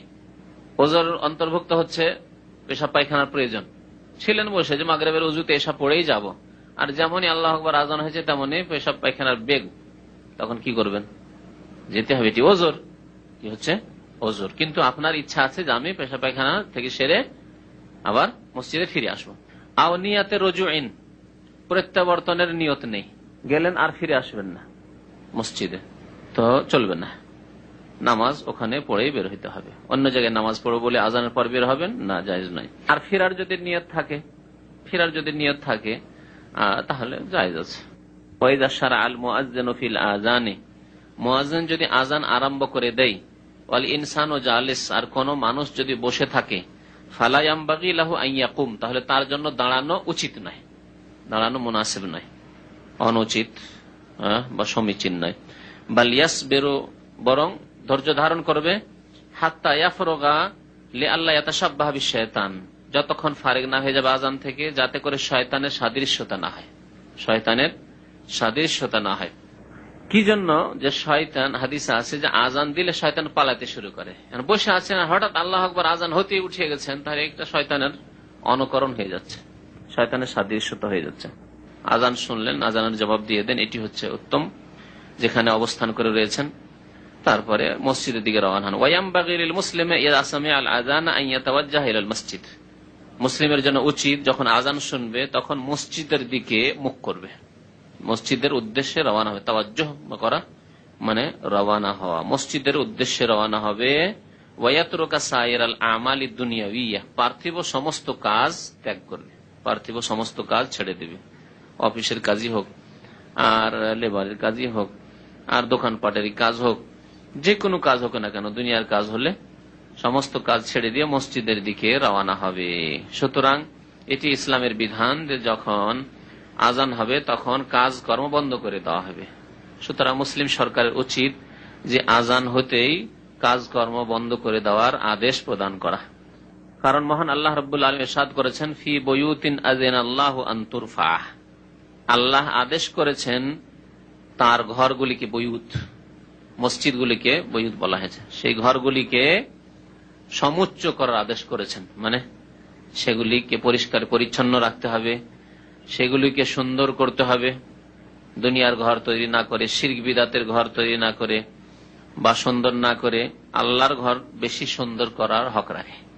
আযেন আল্লাহ তুরফা, ঘরকে উঁচা করতে হবে, তার মানে পরিষ্কার পরিচ্ছন্নতা, সুন্দর করে রাখা, সাফ সুতরা রাখা, যে নাপাকি থেকে দূরে রাখা, যে মসজিদের খেদমতে যা কিছু লাগে, মসজিদের লাইট, মসজিদের কার্পেট, মসজিদের চাটাই, এসব তার শামিল। ওয়ায়ুযকারা ফিহা ইসমুহু, আর সেই ঘরগুলিতে আল্লাহ রাব্বুল আলামিনের নামের জিকির করা, আল্লাহর নাম স্মরণ করার আদেশ করা হয়েছে। আযেন আল্লাহ, আল্লাহর আদেশ যে সেই ঘরগুলিতে অর্থাৎ মসজিদে আল্লাহর নাম স্মরণ করা হবে, আল্লাহর জিকির করা হবে নামাজের মাধ্যমে। কারণ নবী করিম সাল্লাল্লাহু আলাইহি ওয়াসাল্লাম, এটি হচ্ছে মসজিদ তৈরি করার মুখ্য উদ্দেশ্য। মসজিদ তৈরি করার মুখ্য উদ্দেশ্য কি? নামাজ কায়েম করা বা জামাত। কারণ মসজিদে যে অন্যান্য ইবাদতগুলি হয় নামাজ ছাড়া, সেগুলি মসজিদ ছাড়াও হতে পারে, তার জন্য মসজিদ জরুরি নাই। কোনো পার্থক্য নেই যে আপনি নিজের বাড়িতে তেলাওয়াত করবেন না মসজিদে তেলাওয়াত করবেন, ঠিক না? এইরকমই জিকির আজকার করবেন, তাসবিহ তাহলিল করে সুবহানাল্লাহ, আলহামদুলিল্লাহ, লা ইলাহা ইল্লাল্লাহ, আল্লাহু আকবার ইত্যাদি করবেন। এগুলি, এই আজকারগুলি যদি ধরা হয় তাহলে এগুলি মসজিদে পড়েন আর বাড়িতে পড়েন সমান। তো আল্লাহ রাব্বুল আলামিনের জিকির মানে হচ্ছে বড় জিকির, সালাত, নামাজ। কারণ কোরআনে আল্লাহ রাব্বুল আলামিন ইরশাদ করেছেন সূরা তাহা, ওয়া আকিমিস সালাতা লিযিকরি, নামাজ কায়েম করো আমার জিকিরের উদ্দেশ্যে। আর এখানে বলা হয়েছে ওয়ায়ুযকারা ফিহা ইসমুহু, আল্লাহর নামের জিকির করা হবে মসজিদ, তার মানে নামাজ কায়েম করা হবে। আল্লাহ রাব্বুল আলামিন আরেক আয়াতে বলছেন, উতলু মা উহিয়া ইলাইকা মিনাল কিতাব ওয়া আকিমিস সালাতা ইন্নাস সালাতা তানহা আনিল ফাহশাই ওয়াল মুনকার, নামাজ তোমরা কায়েম করো, নামাজ মানুষকে অন্যায় অশ্লীল কাজ থেকে বিরত রাখে। তারপরে বলছেন ওয়ালা যিকরুল্লাহি আকবার, আল্লাহর জিকির সবচাইতে বড়, সবচাইতে বড় কাজ হচ্ছে আল্লাহকে স্মরণ করা। তাহলে এখানে নামাজের প্রসঙ্গ টেনেই তারপরে বলা হয়েছে কি জিকিরুল্লাহ, নামাজকেই তাহলে জিকিরুল্লাহ বলা হয়েছে। এরকম বেশ কিছু আয়াত রয়েছে যেখানে নামাজকে জিকির বলা হয়েছে। ইউসাব্বিহু লাহু ফিহা বিল গুদুবি ওয়াল আসাল, সেই ঘরগুলিতে অর্থাৎ আল্লাহর মসজিদগুলিতে তাসবিহ পাঠ করে সকালে এবং বিকালে। গুদু মানে সকাল আর আসাল মানে বিকেল, সকাল বিকেলে অর্থাৎ 5 ওয়াক্ত। রিজালুন লা তুলহিহিম তিজারাত, সেই সব লোকেরা কারা আল্লাহর তাসবিহ পাঠ করে। এখানে তাসবিহ বলে আখ্যায়িত করা হয়েছে নামাজকে, নামাজকে তাসবিহ বলা হয়। নফল নামাজকে হাদিসে তাসবিহ বলা হয়েছে, সালাতুল যুহাকে সুবহাতুল যুহা হাদিসে বলা হয়েছে। তাসবিহ একটি অংশ নামাজের। সুবহান রাব্বিয়াল আযীম, সুবহান রাব্বিয়াল আলা, সানা সুবহানাকা আল্লাহুম্মা ওয়া বিহামদিকা ওয়া তাবারাকা ইসমুকা ওয়া তাআলা জাদ্দুকা ওয়া লা ইলাহা গায়রুকা। তাহলে সুবহান আছে কিনা এগুলোতে? তো এগুলি থাকার কারণে নামাজকে তাসবিহ বলে আখ্যায়িত করা হয়েছে। এই জন্য এক রাকাত, রাকাত শব্দটি রুকু থেকে, এমনকি রাকাত যে 1 রাকাত 2 রাকাত বলছি আমরা, এই রাকাত শব্দটি রুকু থেকে, আরবিতে রাকা ইয়ারকাউ রুকুআন রাকাতান। তো ইউসাব্বিহু লাহু ফিহা বিল গুদুবি ওয়াল আসাল, এই মসজিদগুলিতে আল্লাহর ঘরে সকাল বিকেল তাসবিহ করে কারা? কারা তাসবিহ করে অর্থাৎ কারা নামাজ কায়েম করে নিয়মিত পাবন্দির সাথে? রিজালুন, ওই সব লোকেরা, লা তুলহিহিম তিজারাতুন ওয়ালা বাইউন আন যিকরিল্লাহ, যাদেরকে গাফিল করতে পারে না না ব্যবসা না কেনাকাটা। তিজারা ব্যবসা, ব্যয় মানে বেচা, বিক্রি করার ক্ষেত্রে ব্যয় ব্যবহার হয়, কিন্তু কখনো কখনো আরবি ভাষায় ব্যয় মানে কেনা বেচা দুটোই হয়।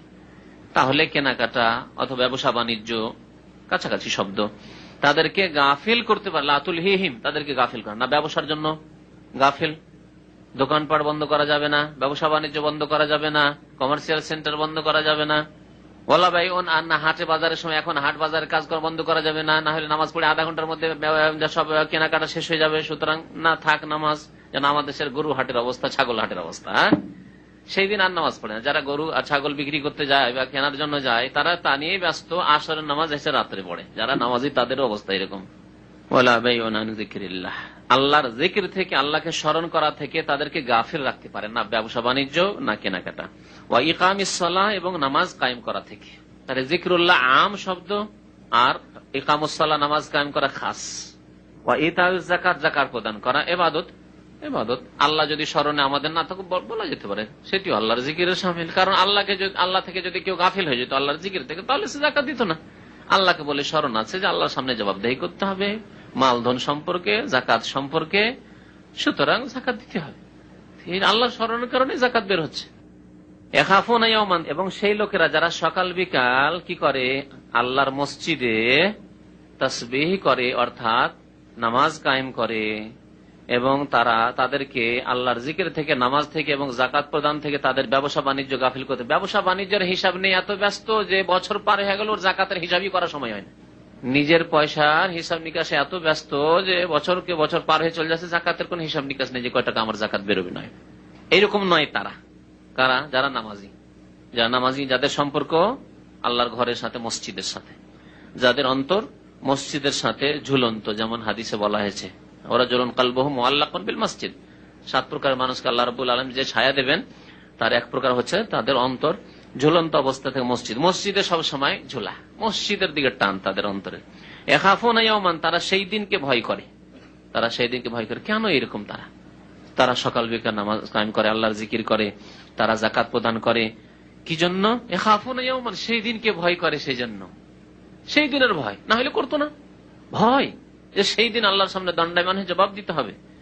তাতাকাল্লাবু ফীহিল কুলুব ওয়াল আবসার, যেই দিন অন্তর এবং দৃষ্টি সমূহ, কুলুব কলবের জামা আর আবসার বাসারের জামা, যেই দিন অন্তর এবং দৃষ্টি শক্তি পরিবর্তন হয়ে যাবে, এই অবস্থায় থাকবে না। মানে আপনি যে শান্তিতে এখন আছেন, মনে করছেন খুব শান্তিতে, কোনো চিন্তা নেই, সুস্থ রয়েছেন, সুস্থ মস্তিষ্কে রয়েছেন, আরামে বসে রয়েছেন, এইরকম থাকবে না। সেই দিন অন্তরের অবস্থা পরিবর্তন হয়ে যাবে। কি অবস্থা! হায় হায় হায় হায়, কি হবে আমার! নফসি নফসি নফসি নফসি।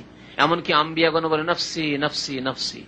যাবেন আদম আলাইহিস সালামের কাছে, যাবেন নূহ আলাইহিস সালামের কাছে লোকেরা, যাবেন ইব্রাহিম আলাইহিস সালামের কাছে শাফাআতের জন্য, বলে নফসি নফসি নফসি, আমি নিজেরকে নিয়ে চিন্তিত চিন্তিত চিন্তিত, কি হবে আমার। জি, তাহলে অন্তরের পরিবর্তন না হলে কেন নফসি নফসি করবে? ঠিক না? ওয়াল আবসার, এবং দৃষ্টিও পরিবর্তন হয়ে যাবে। এরকম থাকবে না। মানুষ যখন হতভম্ব হয়ে যায়, পরেশান হয়ে যায়, তখন তার দৃষ্টি কি সাধারণ থাকে না, তখন ব্যতিক্রম দৃষ্টি শক্তি তো দেখা যায়। চোখের সামনে দিয়ে একটি লোক চলে যাচ্ছে, খেয়ালই নেই তার, এত চিন্তায় মগ্ন যে তার খেয়াল নেই যে চোখের সামনে দিয়ে কে গেল আর কে এলো। হয় এরকম খুব চিন্তিত অবস্থা যদি থাকেন, কেউ সে সালাম দিচ্ছে তাও খেয়াল নেই, সামনে দিয়ে কে চলে গেল একটু পর বলতে পারবেন যে চলে গেল। কয় রাকাতে নামাজ পড়লে তাও বলতে পারলেন না, প্রথম রাকাতে কোন সূরা পড়েছিল তাও বলতে পারেন না, বুঝতে পারছেন না? তো সেই দিন মানুষের অন্তর এবং দৃষ্টির অবস্থা পরিবর্তন হয়ে পড়বে। সূরা নূর আয়াত নম্বর 36 এবং 37। কি বলতে চাচ্ছেন লেখক? এই থেকে মুমিনের শান হচ্ছে যে যখন আজান হবে তখন মসজিদের উদ্দেশ্যে রওনা হয়ে যাবে। কারণ মুমিনের গুণ আল্লাহ বয়ান করেছেন যে লা তুলহিহিম তিজারাতুন ওয়ালা বাইউন আন যিকরিল্লাহ, আল্লাহ স্মরণ থেকে ওয়া ইকামুসসালাহ, নামাজ কায়েম করা থেকে তাদেরকে গাফেল করে না। তাদের ব্যবসা বাণিজ্য, ধন সম্পদ, সন্তান সন্ততি ইত্যাদি। নতুন বউ বিয়ে শাদী করেছেন, ফজর নামাজ পড়ে না, নতুন বিয়ে করে ফজর নামাজ পড়ে না, এমনটা নাই। ওয়াল ইকামাতু ইহদা আশারাতু জুমলাতান, তারপরে একামতের কথা বলছেন যে একামতের বাক্য হচ্ছে কয়টি? 11টি। এটি হচ্ছে কার একামত? বেলাল রাদিয়াল্লাহু তাআলা আনহু, মদিনার যে মুয়াজ্জিন নিযুক্ত ছিলেন নবী করিম সাল্লাল্লাহু আলাইহি ওয়াসাল্লামের পক্ষ থেকে, তার হাদিসে রয়েছে 11টি বাক্য রয়েছে একামতে। এবং সারা জীবন আজান একামত শুরু হওয়ার পর থেকে প্রথম হিজরি থেকেই, প্রথম হিজরিতে তো চলে এসেছে আজান, না বলা হয়েছে এর আগে যে প্রথম হিজরিতে আজানের বিধান এসেছে। তারপর থেকে নবী করিম সাল্লাল্লাহু আলাইহি ওয়াসাল্লাম দীর্ঘ 10 বছর মদিনা অবস্থান করেছেন। এই 11টি বাক্য দিয়ে মসজিদে নববীতে একামত হয়েছে। আর মক্কা মুকাররমে আবু মাহজুর রাদিয়াল্লাহু তাআলা আনহু আজান দিতেন মক্কা বিজয়ের পরে, মানে 8ম হিজরির পরে। তার আজান এবং একামতে একটু বেলাল রাদিয়াল্লাহু তাআলার আজান একামত থেকে ব্যতিক্রম ছিল, পার্থক্য ছিল। কি? কতটি বাক্য ছিল? 19টি ছিল। আশহাদু আল্লা ইলাহা ইল্লাল্লাহ, জি 4 বার, তো উচ্চ স্বরে 4 বার, হ্যাঁ। আর আশহাদু আন্না মুহাম্মাদুর রাসূলুল্লাহ, জি। তো এটা, এই আজানকে কি বলা হয়? তারজি, বা বারবার ফিরানো, তারজি মানে হয় ওটাকে আবার ফিরানো। তো তারজি সুন্নাত, তারজির আজান কেউ যদি দেয় তাহলে শোনো, বেলাল রাদিয়াল্লাহু তাআলা আজান না দিয়ে কখনো কখনো বা কোন মসজিদে যদি তারজির আজান 19টি বাক্য দিয়ে কেউ দেয় তাহলে সেটি সুন্নত। কিন্তু নতুন এলাকায় গিয়ে যদি এই আজান শুরু করেন আর সেখানকার লোকেরা সব জাহেল মূর্খের পাল, আর তাদেরকে একটা নতুন আজান শুনিয়ে দেন আর বিভ্রাট সৃষ্টি করে দেন, তাহলে ফিতনা হওয়ার আশঙ্কা আছে। না করে তাহলে এই ক্ষেত্রে তাদেরকে প্রথম জ্ঞান দিতে হবে। আর জ্ঞান দেওয়ার পর যদি ওইরকম আজান দেন অসুবিধা নেই। মদিনা ইউনিভার্সিটির মতো জায়গায় এগুলি করা হয় মাঝে মাঝে, কোনো অসুবিধা নেই। কারণ সেখানে সবাই শিক্ষিত সমাজ এবং সবাই এগুলি গ্রহণ করে নেবে। কিন্তু অন্য জায়গায় সমস্যা আছে, তো যেখানে সমস্যা হবে সেখানে করতে হবে না। আর বাকি নবী করিম সাল্লাল্লাহু আলাইহি ওয়াসাল্লাম প্রথম থেকেই, প্রথম হিজরিতেই তো আজানের বিধান এসেছে, তখন থেকে নিয়ে নবী সাল্লাল্লাহু আলাইহি ওয়াসাল্লামের ইন্তেকাল পর্যন্ত বেলাল রাদিয়াল্লাহু তাআলা, তারপরেও বেলাল রাদিয়াল্লাহু তাআলা মুয়াজ্জিন থেকেছেন মসজিদে নববীর। তো সুতরাং বেলাল রাদিয়াল্লাহু তাআলা আজানের উপরে অধিকাংশ মুসলিম বিশ্ব আমল করছে, সুতরাং তার উপরে থাকাই যথেষ্ট। তবে এই সম্পর্কে অবগতির জন্য বললাম যে কখনো যদি এরকম কেউ আজান দেয় তাহলে ভালো, দিতে পারে। 19টি কালেমা হয়ে যাবে, 15টি আর 4টি হয়ে গেল। আশহাদু আল্লা ইলাহা ইল্লাল্লাহ 2টো বেড়ে গেল, আশহাদু আন্না মুহাম্মাদুর রাসূলুল্লাহ 2টি বেড়ে গেল। তারজি বলা হয়েছে। পক্ষান্তরে হানাফি ভাইরা বা হানাফি আলেমরা এই তারজির আজানকে অস্বীকার করেছে, তারজির আজানকে অস্বীকার করেছে। অথচ নবী করিম সাল্লাল্লাহু আলাইহি ওয়াসাল্লামের পক্ষ থেকে নবী সাল্লাল্লাহু আলাইহি ওয়াসাল্লাম আজান, আবার এই আজানগুলি নিজে থেকে তিনি বলেন, নবী সাল্লাল্লাহু আলাইহি ওয়াসাল্লাম শিখিয়ে দেন যে এইভাবে বলো বলো বলো, আর আবু মাহজুরা আজানগুলি উচ্চারণ করেছেন। তাই নবী সাল্লাল্লাহু আলাইহি ওয়াসাল্লামের শিক্ষা দেওয়া তারজির আজান। সুতরাং এটিও সুন্নাত, ওটিও সুন্নাত। বেলালের আজানও সুন্নাত আর আবু মাহজুরের আজানও সুন্নাত রাদিয়াল্লাহু তাআলা আনহুমা। হানাফি ভাইদের আরেকটি রোগের কথা শুনে নেন। তারা আজানের ক্ষেত্রে বেলাল রাদিয়াল্লাহু তাআলা আনহুর আজান নিয়েছে, আর একামতের ক্ষেত্রে আবার বেলালের একামত নেয়নি। বেলাল রাদিয়াল্লাহু তাআলা আনহু সম্পর্কে হাদিস রয়েছে, আমারা বেলালান আই ইয়াশফাল আজান ওয়া ইউতিরাল ইকামা। হাদিসটি ভালো করে শুনেন। নবী সাল্লাল্লাহু আলাইহি সাল্লাম বেলালকে আদেশ করলেন যে আজানে 2-2টি করে বাক্য বলবে, 2-2টি বাক্য। আল্লাহু আকবার সম্পর্কে 4টি বাক্যকে 2-2 বলা হয়েছে, মানে 2 বারে যেহেতু বলতে হবে সেই জন্য, যেমন অনেকে ভাবছেন আল্লাহু আকবার আল্লাহু আকবার একটি বাক্য হলো, কিন্তু আসলে আরবিতে তো 2টি বাক্য হয়ে গেল। তো আল্লাহু আকবার একসাথেই যেহেতু বলতে হবে সেই জন্য এটিকে একটি ধরে নেওয়ার পরে সাফা মানে জোড়া জোড়া বলতে হবে। জোড়া জোড়া হবে কিসে? আজানে। আশহাদু আল্লা ইলাহা ইল্লাল্লাহ, আশহাদু আল্লা ইলাহা ইল্লাল্লাহ, আশহাদু আন্না মুহাম্মাদুর রাসূলুল্লাহ, আশহাদু আন্না মুহাম্মাদুর রাসূলুল্লাহ, হাইয়া আলাস সালাহ, হাইয়া আলাল ফালাহ, হাইয়া আলাল ফালাহ। আল্লাহু আকবার, আল্লাহু আকবার, শেষখানে কালেমা লা ইলাহা ইল্লাল্লাহ, এটি ব্যতিক্রম, এটি জোড়া নয়, এটা হচ্ছে একবারই। ওয়ায়ুতিরাল ইকামা, একামত বেতর দিতে বলেছেন, মানে বেজোড়, আল্লাহু আকবার, আল্লাহু আকবার একবারই হলে একসাথে, আশহাদু আল্লা ইলাহা ইল্লাল্লাহ, আশহাদু আন্না মুহাম্মাদুর রাসূলুল্লাহ, হাইয়া আলাস সালাহ, হাইয়া আলাল ফালাহ, কাদ কামাতিস সালাহ, কাদ কামাতিস সালাহ, এটি যেহেতু অন্য হাদিসে রয়েছে যে একামতের ক্ষেত্রে কাদ কামাতিস সালাহ, সেটা দুইবার রয়েছে। তারপরে আল্লাহু আকবার, আল্লাহু আকবার, লা ইলাহা ইল্লাল্লাহ। তো ইফরাদ অর্থাৎ আশহাদু আল্লা ইলাহা ইল্লাল্লাহ, আশহাদু আন্না মুহাম্মাদুর রাসূলুল্লাহ, এগুলি হচ্ছে একবার করে। আর আল্লাহু আকবার, আল্লাহু আকবার যে আযানে 4 বার ছিল সেটা 2 বার, সেটি ইফরাদ হয়ে গেল। এইভাবে একামত দিতে শিখিয়েছেন নবী করিম সাল্লাল্লাহু আলাইহি ওয়াসাল্লাম। কাকে? বেলাল রাদিয়াল্লাহু তাআলা আনহু। হানাফি ভাইদেরকে বলবো বা তাদের আলেমদেরকে বলবো যে আযানটি যখন 15 শব্দের বেলালের নিলে, তাহলে একামতটি কেন নিলে না? এইরকম কেন কাটা ছেঁড়া, কেন এইরকম অপারেশন কেন ইসলামী শরীয়তে হাদিসে? অপারেশন করে নিজের পক্ষ থেকে খেয়াল খুশি, এখান থেকে কিছু নিলাম, ওখান থেকে কিছু নিলাম, কিন্তু খেয়াল খুশি হচ্ছে প্রবৃত্তির অনুসরণ। এটি কোরআন সুন্নাহর অনুসরণ না, এটি হচ্ছে ইত্তিবাউল হাওয়া, খাহিশাতে নফস। এটি খাহিশাতে নফস বলে উর্দুতে। নফসের, মনের প্রবৃত্তির অনুসরণ করা, মনে যেটা ভালো লাগলো সেটাই নিলাম, বা বড়রা যা বলেছে তাই নিলাম, দেখলাম না যে সঠিক কোনটি, সহি কোনটি। তাহলে নিজের প্রবৃত্তিকে অনুগত বানাইতে হবে আল্লাহ এবং রসুলের, অনুগত বানাইতে হবে আতিউল্লাহ ওয়া আতিউর আল্লাহ এবং রসুলের। রাসূলুল্লাহ সাল্লাল্লাহু আলাইহি ওয়াসাল্লাম বেলাল রাদিয়াল্লাহু তাআলা আনহুকে আযান শিখিয়েছেন, আযান তার মতো দিলেন, আলহামদুলিল্লাহ, ভালো কথা, বেলালের আযান দিচ্ছেন। তাহলে একামতটাও বেলাল রাদিয়াল্লাহু তাআলা আনহু নেন। এখানে কেন এরকম দ্বিমুখী স্বভাব? তাহলে একামত ডবল আবু মাহজুর রাদিয়াল্লাহু তাআলা আনহুর একামতে ছিল, আমরা একামত ডবল জায়েজ বলছি, কিন্তু বেলাল রাদিয়াল্লাহু তাআলা আনহু দীর্ঘদিন আর সেই আযানই সারা বিশ্বে চলছে, তাহলে তার একামতটাও সারা বিশ্বে চলুক। বাকি ব্যতিক্রম যদি কোন মসজিদে তারজির আযান দুটোই নেন, তারজিয়ে নেন, 19 বাক্য বিশিষ্ট আযান নেন, আর 17 বাক্য বিশিষ্ট হানাফি একামত নেন, অসুবিধা নাই। হানাফির যেটা নিয়েছে সেটাও শরীয়ত আছে, সেটা হানাফি একামত শুধু নয়, বরং সেটাও হাদিস আছে, বুঝতে পারছেন? যখন তাহলে আবু মাহজুরার আযান নেবেন, তখন আবু মাহজুরার একামত নেন। তো একামতে কতটি বাক্য আছে? বেলালের একামতে কতটি বাক্য আছে রাদিয়াল্লাহু তাআলা আনহু? 11, ঠিক 11। তাহলে একামতের ক্ষেত্রে কট্টর যারা, তাদের বিরোধিতা করি আমরা। বাকি কথা হলো একামত কখনো, বরং অধিকাংশ সবাই আপনি একরা একামত দেন, বেলাল রাদিয়াল্লাহু তাআলা একামত কখনো কখনো ডবল একামত দেন, কোনো অসুবিধা নেই। কিন্তু জাহেল মূর্খরা কি করে, আমি দেশে দেখেছি হানাফি মসজিদে একজন একরা একামত বেলাল রাদিয়াল্লাহু তাআলা একামত দিয়েছে, আর এক গোড়া হানাফি একামত দিতে ডংনের একামত দিতে বসে যাও, সরিয়ে দিয়ে আবার ডবল করে একামত দিয়ে তারপর নামাজ পড়ল। চোখে দেখা ঘটনা, ছোট কালকার ঘটনা বলছি। আর এখানে কিছু মূর্খ, দেশের কিছু মূর্খ বধূদেরকে দেখেছি, একজন বাংলাদেশি বা ভারতীয়, ও হানাফি তরিকা একামত দিয়ে ফেলেছে, এসছে নতুন নতুন, জানে না যে এখানে একরা একামত চলে, ডবল একামত দিয়ে ফেলেছে। তারপর আবার নতুন করে ওই বধূ দেখে একামত দিল, বুঝতে পারছেন? তো অজ্ঞতা মানুষকে কি না করে। এখানে এই এক শ্রেণীর লোকের অজ্ঞতা, কিন্তু এখানকার অজ্ঞতা অনেকটাই কম আমাদের দেশের অজ্ঞতার তুলনায়। এখানে না জানার অজ্ঞতা, আর আমাদের দেশে জেনে শুনে হটকারিতার অজ্ঞতা, গোঁড়ামির অজ্ঞতা।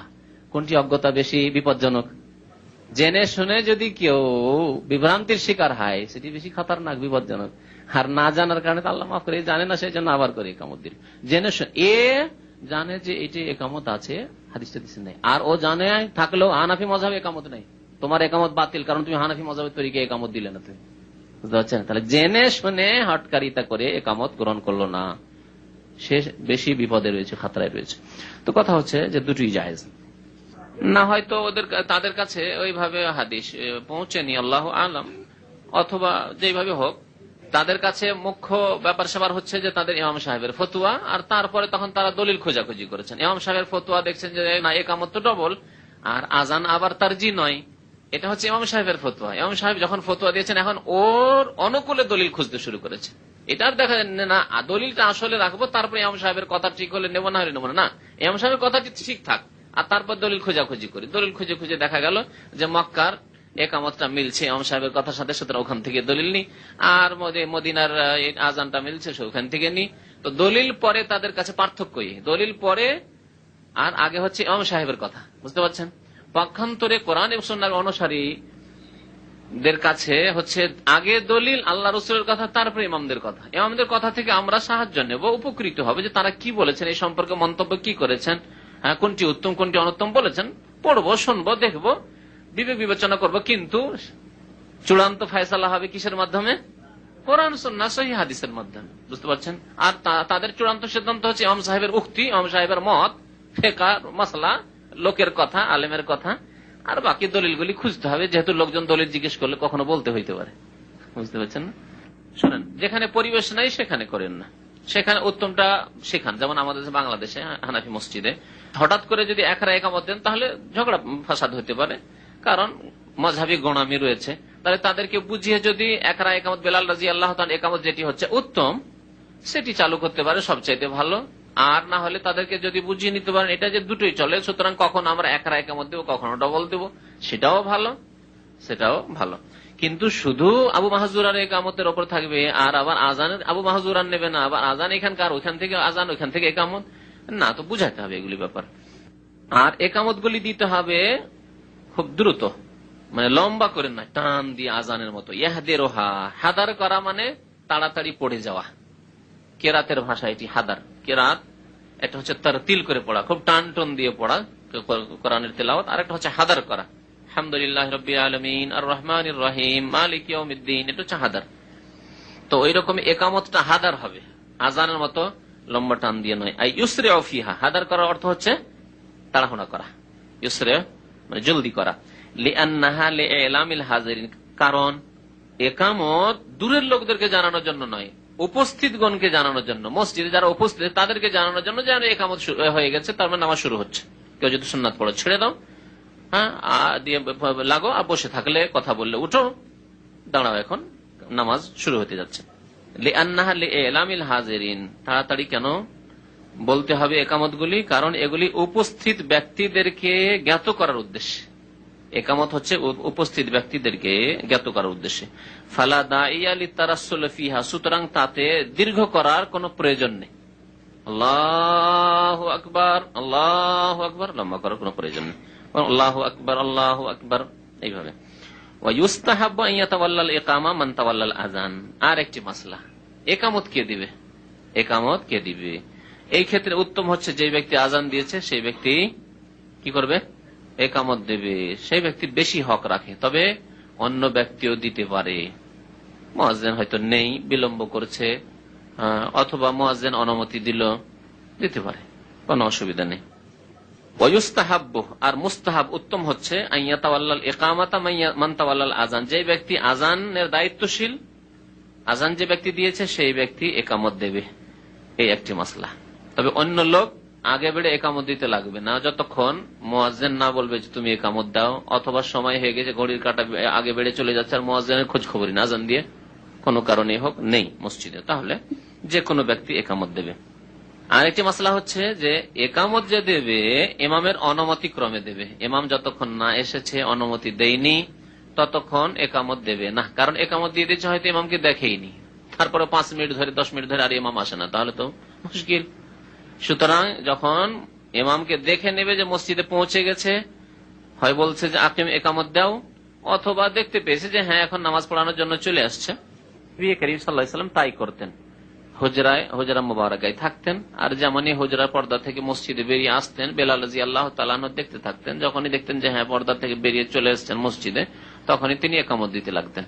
ওয়ালা ইউকিমু ইল্লা বিইذনিল ইমাম, একামত দেবে না ইমামের অনুমতি ছাড়া, ইমামের অনুমতি নিয়ে একামত দেবে। লিআন্নাল ইকামাত মানুতুন ওয়াক্তুহা বিনাজরিল ইমাম, কারণ একামত নির্ভরশীল ইমামকে দেখার উপর। একামতের ওয়াক্ত নির্ভর করছে কিসের উপর? ইমামকে দেখার উপর। ইমামকে দেখলে একামত দিতে হবে, না দেখলে একামত দিয়ে তো বিলম্ব হবে, একামতের পরেও বিলম্ব করতে হবে, এটা ঠিক নয়। ফালা তুকামু ইল্লা বিইশারাতিহি, সুতরাং তার ইশারা ইঙ্গিত ছাড়া একামত দেওয়া হবে না। যখন ইমাম সাহেব ইশারা ইঙ্গিত করবেন যে হ্যাঁ একামত দাও, তখনই একামত দেবে। তবে হ্যাঁ সময় চলে যাচ্ছে আর ইমাম সাহেব আসছে না, তখন নজরুল ইমাম দেখবে, তাহলে একামত দিবেন না। তখন জানেন, যেমন এখানে সময় নির্ধারিত আছে 20 মিনিট সময়, আর এখানে একটা আইন করা আছে যে ইমাম বিলম্ব করলে তার জন্য আর 5 মিনিট বিলম্ব করা যেতে পারে, তার বেশি 6 মিনিট নাই, 5 মিনিট বিলম্ব করবে, তারপর বাস যে কেউ একামত দেবে, ইমাম না থাকলেও তার নামাজ পড়াবে। ওয়া সাল্লাল্লাহু আলা নবিয়ানা মুহাম্মদ ওয়া আলা আলিহি ওয়া সাহবিহি আজমাইন।